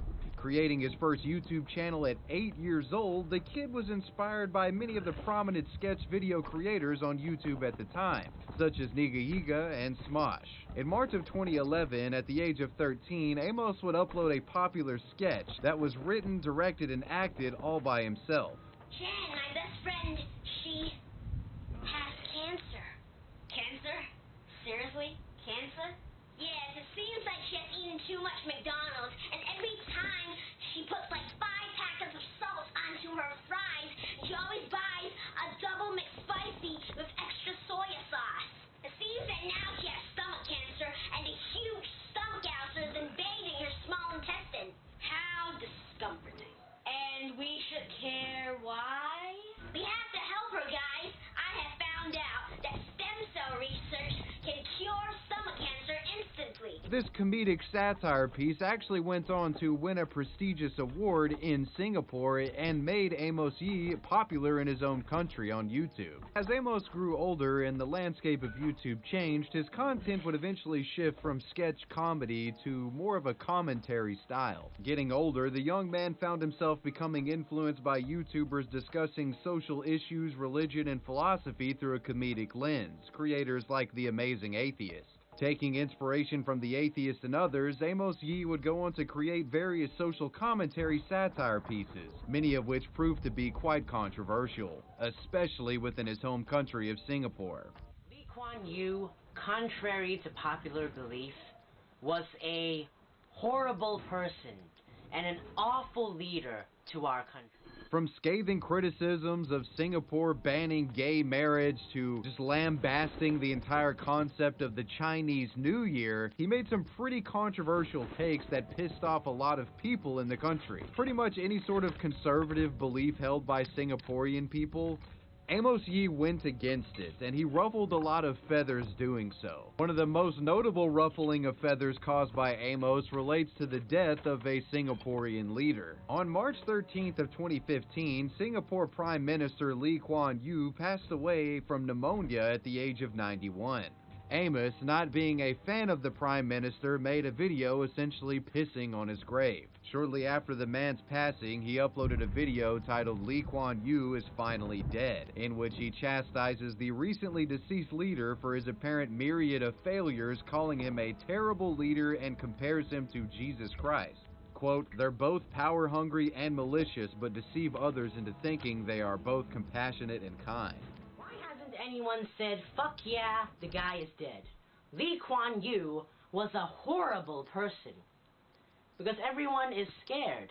Everyone is afraid that if they say something like that, they might get into trouble, which, give Lee Kuan Yew credit, that was primarily the impact of his legacy. Amos's video naturally outraged a large majority of Singaporean citizens, and he would end up getting in trouble with the government because of it. Due to Singapore having absolute dog shit freedom of speech laws, Amos's video was deemed in violation of Singapore's Sedition Act of 1948, a law that bans free speech going against whatever their government deems is the established order. With the deceased Lee Kuan Yew being a popular leader within the country, thousands of citizens would report Amos's video to the feds. And to make matters worse for himself, Amos, seeing the backlash, decided to double down on the Lee Kuan Yew disrespect and created lewd artwork showing the deceased Prime Minister having sexual intercourse with former British Prime Minister Margaret Thatcher. People would report this to authorities as well, which ultimately led to Amos Yee getting arrested and charged with, quote, "deliberate intention of wounding the religious or racial feelings of any person, threatening, abusive, or insulting communication, and making obscene posts." How about those charges, huh? Jesus Christ. People in Singapore were so upset with Amos Yee's video that he was actually slapped in the face on the way to the courthouse. On May 12th of 2015, Amos Yee was found guilty on all counts, and he was ultimately compelled to spend 4 weeks in jail as a result of the debacle. But jail time would do little in regard to dissuading Amos Yee from posting controversial content to his YouTube channel, as almost immediately after getting out of jail, he resumed his free speech advocacy video-making crusade. And the creation of these videos would eventually result in Amos being sent to jail again about a year later, in a similar scenario involving the young man making statements that the government didn't approve of. After being arrested multiple times, one thing became clear, that being his occupation as a YouTube rabble-rouser was untenable, at least while he was in the country of Singapore. Refusing to give up his video-making hobby, but not wanting to get jail time, Amos Yee comes up with a brilliant idea. That idea being move to the United States. Doing so under the premise of political asylum. In December of 2016, Amos Yee got on a plane and headed to Chicago's O'Hare Airport. But unfortunately, this political asylum immigration process proved to be a little bit more complicated and cumbersome than he had expected. Amos Yee was almost immediately detained after landing by immigration authorities, and he was placed in an immigration detention center until his asylum request could be officially processed. A process that took 9 months, partly due to the fact that Amos had a checkered legal history back home. Ironically, he spent more time in the immigration detention center than he ever spent in jail back in Singapore. Eventually, his political asylum request was granted, and in September of 2017, he would be a free man once again. So how does Amos Yee celebrate his new life as an American? Well, by posting a series of videos defending pedophiles. These commentary videos were titled "Why Pedophilia is Alright" and "Don't Discriminate Pedophiles." In these videos, Amos Yee shares his belief that children and adults should be allowed to have romantic and sexual relationships with each other without judgment. Most people would make the absolute broad generalization that any kid that is below the age of 12 are not able to consent to sex. But then one day, speak up for my rights to continue sharing these opinions. And you have to condemn the people who are trying to censor me. It goes without saying that videos with titles and takes like this would get a bit of a buzz on Reddit and Twitter, and dislikes flooded in. Amos Yee would quickly find himself becoming a pariah amongst Western YouTube fans and content creators. But despite the hate, he stuck to his guns, defending CP and pedos to the ends of the earth, taking any opportunity given to express his ideology and beliefs. But compare that to sex, is because one act is harmful to them, like, while the other isn't. And sexual acts is not at all harmful to them. It actually benefits them greatly. So, well, the benefits them greatly is something that we would have to look over in terms of like psychological research. I don't think that's true. We would have to go somewhere. That is perfectly true, so. Amos's pedo advocacy would eventually result in his social media accounts being mass reported, and he would soon find his Facebook, Twitter, and most importantly YouTube accounts banned. The man's videos had also been sent to real-world authorities, and according to reports, this resulted in Amos being kicked out of a friend's place he was staying at after Child Protective Services became concerned about the man living there, as the friend had foster children in the home. But with all of this going on, it is important to remember that there were actually a small group of people supporting Amos and his ideology regarding pedos. They weren't happy that Amos had been banned from his social media accounts and felt that what he was doing was simply an extreme exercise of free speech and playing some like super far off devil advocate case for pedos and CP advocation. You know, suggesting that the guy wasn't actually doing anything wrong. Well, all of that goes out the window when we soon find that Amos Yee was actually committing crimes related to CP. In October of 2020, Amos Yee was busted by a group of amateur pedo hunters for allegedly sending and receiving illicit images with a 14-year-old girl on WhatsApp. The girl had reportedly been victim to Amos's illegal requests over a period of months, and it was only after he became aggressive with her did she reveal the messages to the pedo hunters, who then got law enforcement involved. Amos Yee would later be arrested on charges of solicitation and possession of CP. Initially, the man would plead not guilty, claiming that the allegations were all lies, but he would later enter a guilty plea as a part of a plea deal in an effort to get a lighter sentence. In December of 2021, Amos Yee was sentenced to serve 6 years in prison, and it's likely that whenever he's released, he'll be deported back to Singapore to face the wrath of that government once again. From anti-government, pro-free speech advocate to CP possessor, that was the Amos Yee story. In the live streaming world, one needs a gimmick to stand out and get viewers. One streamer would take it too far when the gimmick essentially becomes abusing his girlfriend, abuse that eventually leads to a death and a prison sentence. This is the story of Reflay. Stanislav Reshetnikov, aka Reflay, was once a trash vlogger. And I don't mean that as an insult, there's literally a video genre called trash vlogging. Trash vlogging is a style of vlogging in which viewers pay to have someone on stream abused for their own amusement. It's a genre that's popular in Russia, and while the actions committed in these streams are often illegal, streamers are very rarely prosecuted. The videos are violent and often target women. Now, where does Reflay fit into this picture? Reflay would use his 28-year-old girlfriend, Valya, as the victim in his streams. Disgusting chatters that visited would donate and encourage him to do vile things to his girlfriend, and as a result, he would verbally and physically abuse the woman. According to reports, he would shove her around, call her a prostitute, smelly, even going as far as pepper spraying the woman at a viewer's request. And unfortunately, this dangerous style of streaming would prove to be lethal for Reflay's girlfriend. During one stream, a viewer would donate $1,000, ordering Reflay to force his girlfriend out on the building balcony and lock her outside in freezing weather.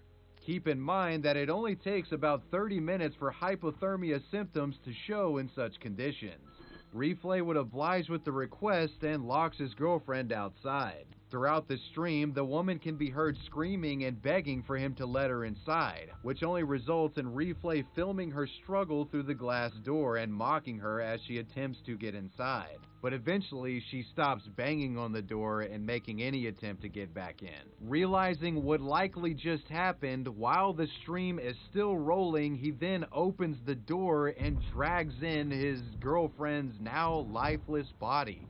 She had died. In apparent disbelief, Reflay can be heard saying, "Valya, are you alive? Valya, are you alive?" The man would continue streaming and interacting with chat for some time until eventually calling for medical help. When paramedics arrived, it didn't take long for them to pronounce Valya dead. While it was assumed that hypothermia was the cause of death, autopsy reports would indicate that the woman had craniocerebral trauma. It was later revealed that Reflay had actually beat his girlfriend prior to putting her outside. The combination of these two factors is what resulted in the death. After authorities got a grasp on what had happened, Stanislav Reshetnikov, aka Reflay, was now facing serious charges and was implicated in causing the death of the woman. In April of 2021, Stanislav would eventually be convicted of intentional infliction of grievous bodily harm dangerous to human life committed with the use of an object as a deadly weapon, resulting in the death of the victim by negligence. As a result of this conviction, the man received an insultingly light 6 years in prison. In light of this outrageously soft sentence, a Russian senator would actually speak out and advocate for more punishment to be placed on trash vloggers like Stanislav. Quote, "This is becoming more and more widespread, so it's necessary to legislatively respond to this form of activity. Naturally, if we are talking about direct participation or complicity in murder, then the imprisonment term may be longer." And what could be described as a dark web snuff video resulting in measly prison time, that was the story of Reflay.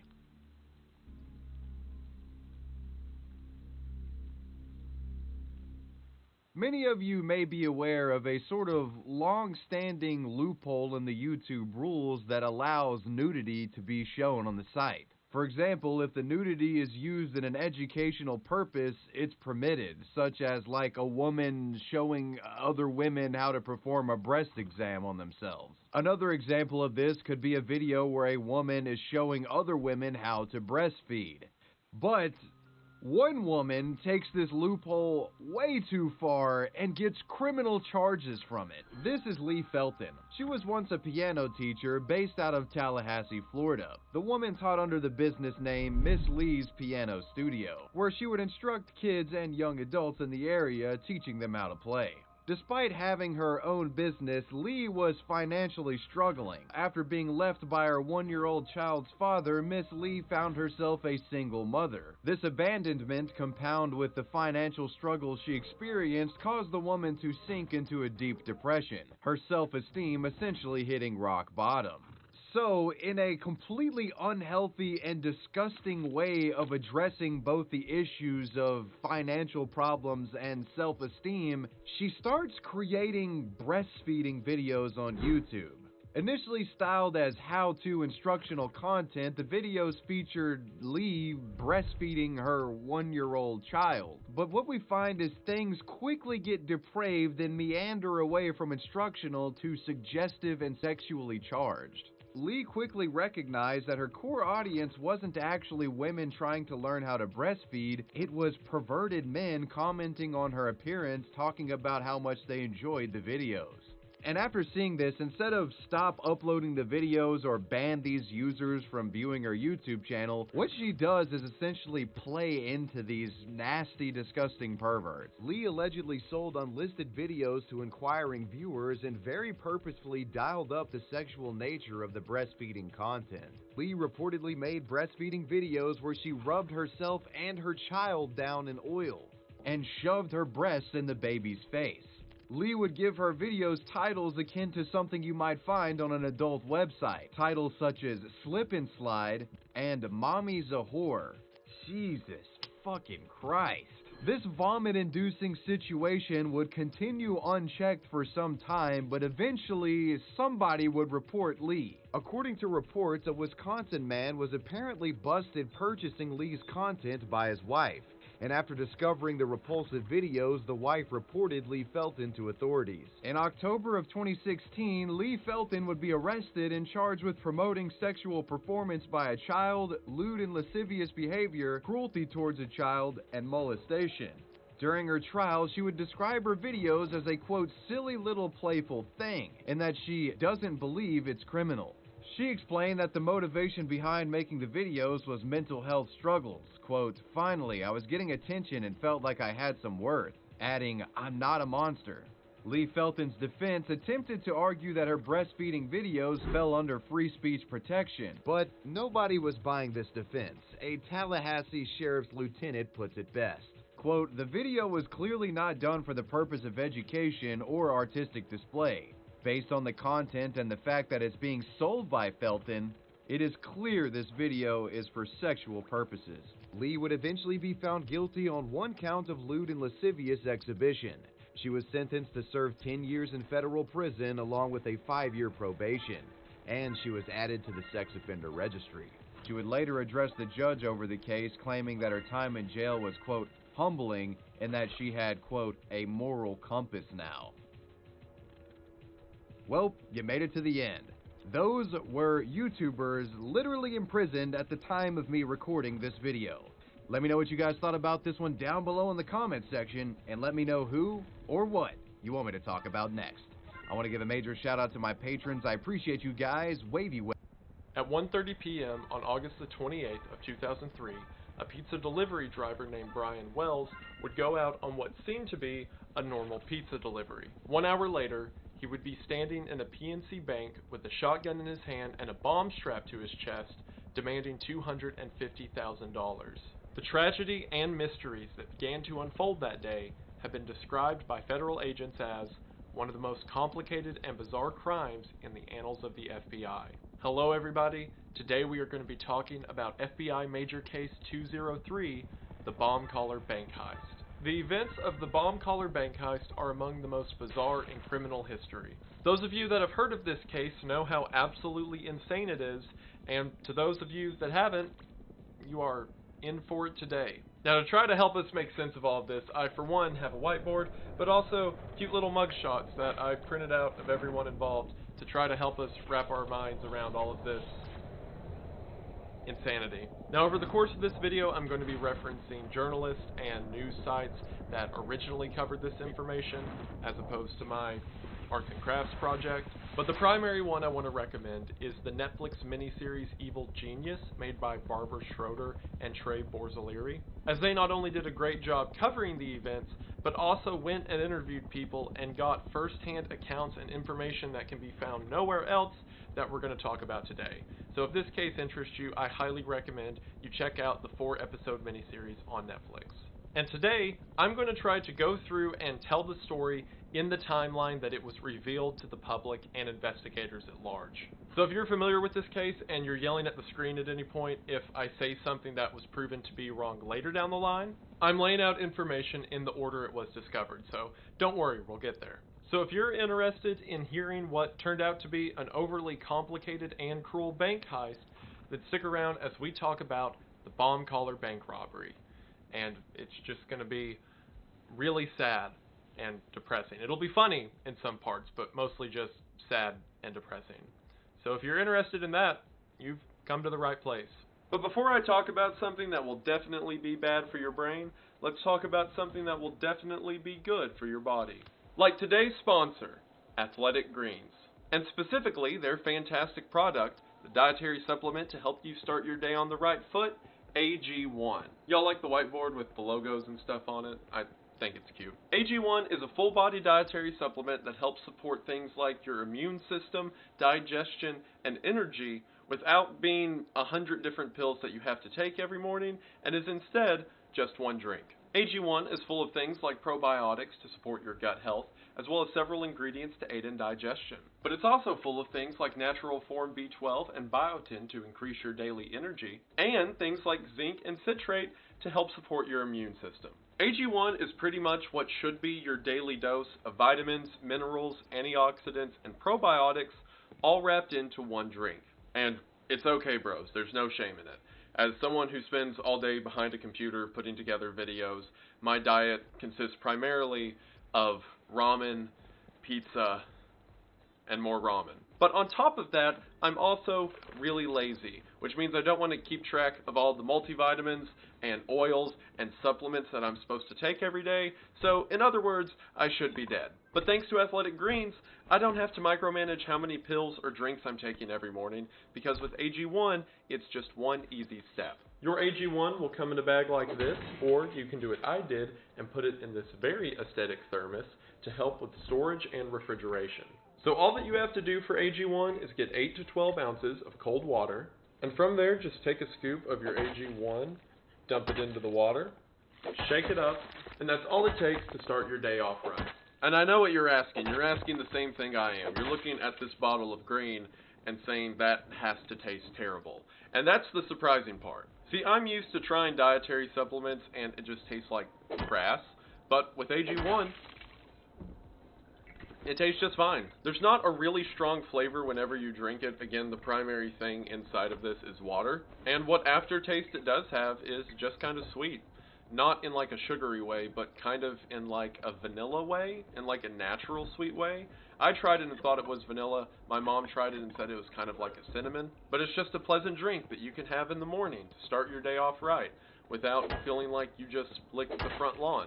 AG1 is effectively 9 different health products working together as one, and it's an entire comprehensive diet made simple. And if you're wanting to start your day off right, then now's the perfect time to do it. Because if you go to the link in the description and get in on AG1 now, then with your purchase, you will receive these 2 free gifts. One is 5 of the AG1 travel packs. This is the exact same thing that you get in the large tub that you scoop out of. These are just individually wrapped travel packs so that you can bring them on the go. And the other is a year's supply of vitamin D3 and K2. All you gotta do is take a drop of this stuff once a day to get your daily intake of those vitamins. Meaning again, it makes your diet much more easy to manage, and since it's only a drop a day, this is a year's supply. So again, if you get in on AG1, you will get 5 extra days of AG1 and a year's worth of vitamin D3 and K2 for free. Because since your health is so important, it shouldn't be complicated. And now, it doesn't have to be. Again, go to the link in the description to get in on AG1 today. Thank you all so much for watching the ad, and thank you to Athletic Greens for sponsoring this video. It really does mean the most. Hope you all check them out. Link is in the description, and we are back to the video. We are going to go ahead and get into it, but as always, thank you for watching. Once we have context for everything, we're going to go back and look at the events that led up to the robbery that day. But for now, I think there's no better place to start than with the events of August the 28th. Hey everyone, this is Mini Wendigoon. This is a really big case with a lot of moving parts, so there's some stuff I forgot to include on the initial recording. So whenever you see this little dude, it's me speaking through his corporeal form to give you information I forgot earlier. The first thing I want to mention is I will be using some diagrams and images from pizzabomber.com. It's a fantastic website of people who have done a great job at compiling stories and evidence photos from the case itself. So if you see any of the diagrams in this video that seem helpful, I encourage you to check them out. They'll be linked in the description. And thank you, pizzabomber.com, for the work you're doing. On August the 28th of 2003, a 46-year-old pizza delivery driver named Brian Wells was working his normal shift at the Mamma Mia's Pizzeria in Erie, Pennsylvania. Everything was going normal until around 1:30 p.m. The owner of the pizzeria received a delivery call. The owner couldn't understand what the guy on the other end of the line was saying, so he passed the phone to Brian. Brian says that the call was for 2 sausage pizzas to be delivered to 8631 Peachtree. Brian drives to the location that turns out to be an abandoned radio station. It also turns out that after future investigation, the original phone call was made from a nearby gas station. Brian goes to deliver the pizzas, and all seems normal for now, until nearly an hour had passed by, and Brian hadn't come back to work. What might have happened to Brian in that hour of lost time will be discussed later, but what matters now is what happened at 2:30. At around 2:30 p.m., Brian walked into a local PNC bank. He was holding a cane and wearing a t-shirt that had "Guess" written across it. Underneath the t-shirt, something was lying on his chest. When Brian gets to the counter, he slides a note to the teller demanding $250,000.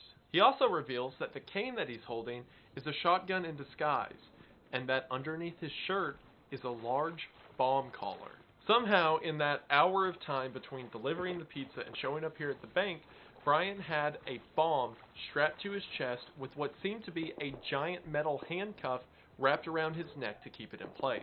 The note that he slid the teller was ridiculously long, and I'm not going to read all of it for sake of time, but as you can see here, this is way more information than is needed to just say, give me $250,000. The teller says that the vault cannot be open at this time, and the best she can do is give him all the money they have in the register. So Bryant walked out with $8,702. During this time, other tellers were trying to usher people out of the bank, and a few people began to call the police. From here, Bryant drove to a McDonald's parking lot, I'll explain why later, and then from there, about 15 minutes after the robbery took place, police pull him over in the parking lot of Eyeglass World, just as Bryant was trying to leave the McDonald's.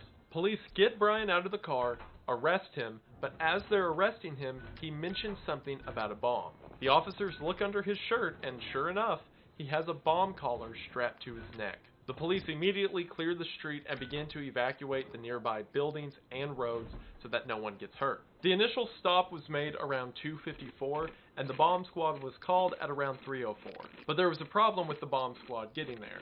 See, in order to make sure that no one would be harmed if the bomb did go off, they began to evacuate and clear the main road that led to the Eyeglass World parking lot. What that meant is further down every street, there was a lot of congestion. So the bomb squad truck that would normally be able to get there just fine now had to contend with traffic. The police keep their guns aimed on Brian. They have no idea if this guy has strapped a bomb to himself in order to rob the bank, if someone else has done that to him, so they begin to ask him questions. All that Brian says is that 3 black men held him down and strapped the bomb to his neck. When asked to further identify these men, he couldn't and simply said that they were 3 black guys. In the midst of this, Brian seems to be making nonsensical requests, like he asks the police to call his boss so that his boss doesn't think he's slacking off work. He also begins to tell the police that maybe if they can take the notes and continue on to the next steps, that they can get the key to let him free. Again, the police have no idea what Brian's talking about, but Brian continues to say maybe they can follow the steps. By this time, local news crews had shown up and were recording the entire ordeal from several different angles. As the police and Brian are talking, the collar on Brian's neck begins to beep. When it does, Brian seems to sort of panic. his voice gets more exacerbated, and he keeps asking the police to come get it off of him and saying that he's not lying, it's going to blow. As the beeping gets faster and faster, Brian begins to try to physically scoot away from the bomb that is strapped to his chest, seemingly trying to get away from the explosion. The tension continues to build until at 3:18, the bomb explodes. The back wall of the metal device that was hanging in front of Brian's chest had a metal plate that seemed to be cut in segregated pieces to cause fragmentation. The back plate didn't work quite like that, but what it did do is blow the piece of metal inward that punched about a fist-sized hole through Brian's chest. Brian died in seconds, and the entire ordeal was recorded by the news cameras. Now, due to a broadcasting malfunction, Brian's death wasn't shown live on the air, but the footage still existed and managed to find its way online. The bomb squad finally arrived 3 minutes after Brian's death.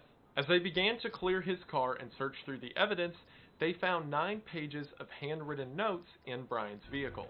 The notes contained a series of instructions for Brian, the receptionist at the bank manager, and the police. Brian being referred to as bomb hostage within the notes. The notes given to Brian featured a series of rules for him on the first page. The rules are as follows. Number 1. You must follow a course of instructions to find keys and combination codes to disarm bomb. Do not insert keys into keyholes until instructed. Some keyholes are booby-trapped to prevent tampering. Number 2. Drive 60 miles an hour throughout course. Number 3.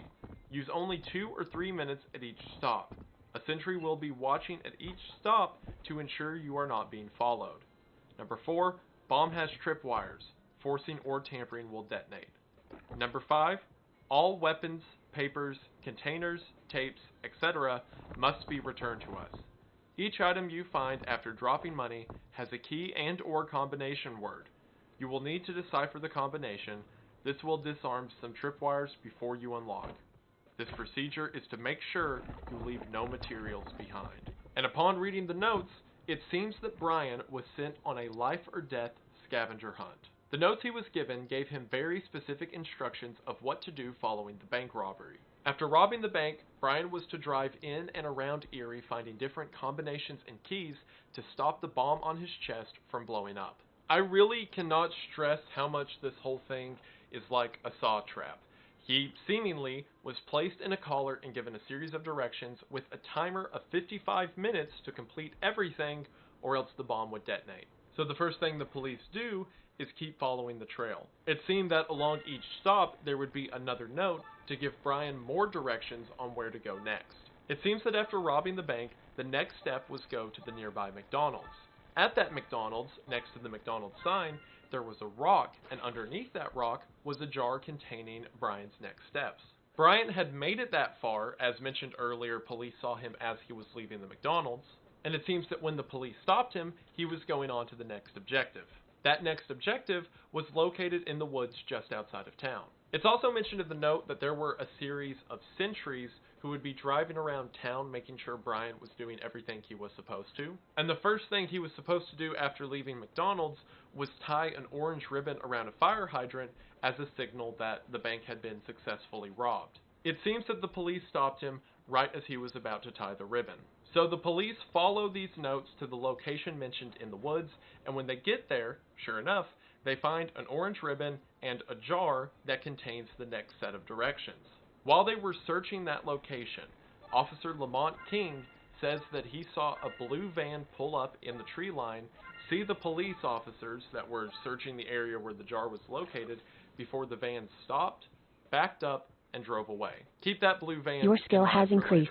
The note they found in the woods told them to drive to a road sign a few miles away, get out at the road sign, and walk through the grass into a field. When the police got to that next location, they found the jar, but nothing was in it. Meaning that either whoever was watching this go down, perhaps the sentries and the person in the blue van as mentioned earlier, had seen the police were meddling with everything, so they went to the jar and took out the next set of directions before the police could get there, or Bryant was never intended to make it that far. So with that, the police couldn't keep chasing the trail of breadcrumbs, and had to begin their investigation as per usual. As you could imagine, this was a huge deal in Erie at the time. This small town had been hit by what was seemingly this masterminded heist with a guy with an explosive collar strapped to his neck who was supposed to carry it all out. There was a lot of pressure to get this case solved, so the police began to work fast. Hey, so we're going to do the rest of this over here. Sitting in that chair and turning like that over and over made me feel like Santa Claus, so we're just going to stand. The first thing the police did was search Brian's home, and they didn't find much. The one thing they did find was the number of a local prostitute named Jessica Hoopsick. It seems that Brian knew Hoopsick and would regularly call her to turn tricks. I wonder if YouTube's demonetization's caught on to that one yet. We'll find out. But the only thing that proves is that he was okay with very brief steps outside of the law. That is still a far cry from a bomb collar bank robbery. So while the police are investigating this and trying to go through Brian's history to see if he had known anyone who would be capable of something like this, or if anyone in Brian's past would indicate that he'd ever do something like this, something weird happens. On August the 31st, only 3 days after the bank robbery and Brian's death, the only other pizza delivery driver at Mamma Mia's Pizzeria, a man by the name of Robert Panetti, who was the co-worker of Brian, dies. He died in his home of what appears to be a drug overdose. Now, Robert did have a history of drug abuse in the past, so it's not out of completely left field that he would die of an OD. But what was suspicious about this to investigators is originally they had went to the pizzeria to interview Robert on that Saturday. Brian died on Thursday the 28th, and Robert was approached to be interviewed 2 days later on Saturday the 30th. But Robert said, well, I'm working a shift today, I don't really want to do the interview, can we put the interview off till Monday?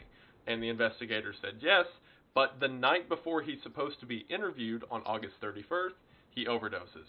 So, as you could imagine, this wasn't open and shut for investigators, and the door was left open that he might have some connection to everything that's going on. And they figured that even if it was an overdose, maybe the stress of being interrogated by police, if he had something to do with the bank heist, was too much for him, so he just kept taking drugs and eventually died. In the meantime, police are looking for Jessica Hoopsick and can't seem to find her. The only other lead that they follow during this time is there was a woman who was a previous girlfriend, I believe, of Brian's, who was now dating a black guy who, the reports vary. Some say he was a welder, others say he was a mechanic, some kind of person who was good with toolcraft, who could theoretically make the collar bomb. And if you'll remember, the only thing Brian gave them to go off of before he died was that 3 black men threw the collar on him. So the cops in Erie, Pennsylvania are like, alright, I guess we'll just look for black people. But as you can imagine, that didn't go anywhere. The 2 other points they had to go off of was the radio tower and the bomb itself. At the radio tower, the forensics team took a pretty good record of what went down going off of the dirt road and path in front of the radio tower itself. So they could see from the dirt that Brian's car drove up, there were several people standing out front of the radio tower, and as indicated by the dirt, there was a sort of scuffle where it seems a couple people fell over before Brian's car drives away. Assumedly, it was at the radio tower that this bomb collar would have been put on.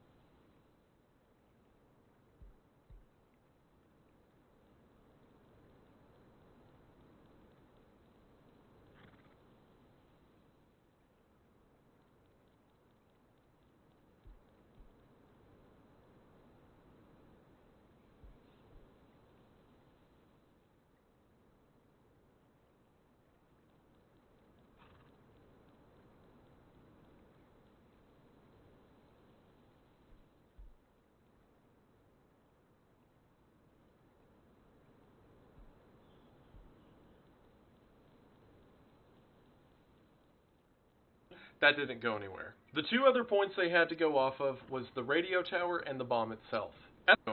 And through the collar thing, Brian Schoolcraft, who could theoretically make the collar bomb.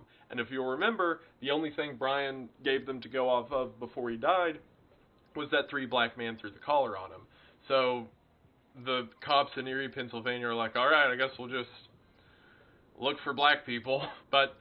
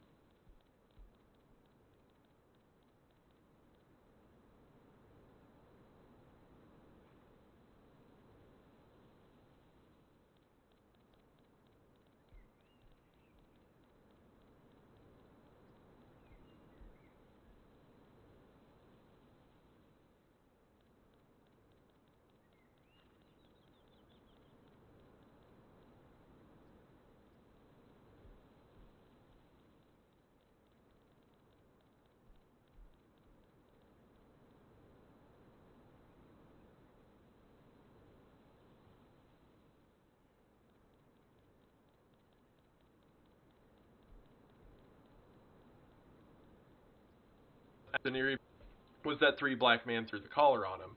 So the cops in Erie, Pennsylvania are like, alright, I guess we'll just look for black people. But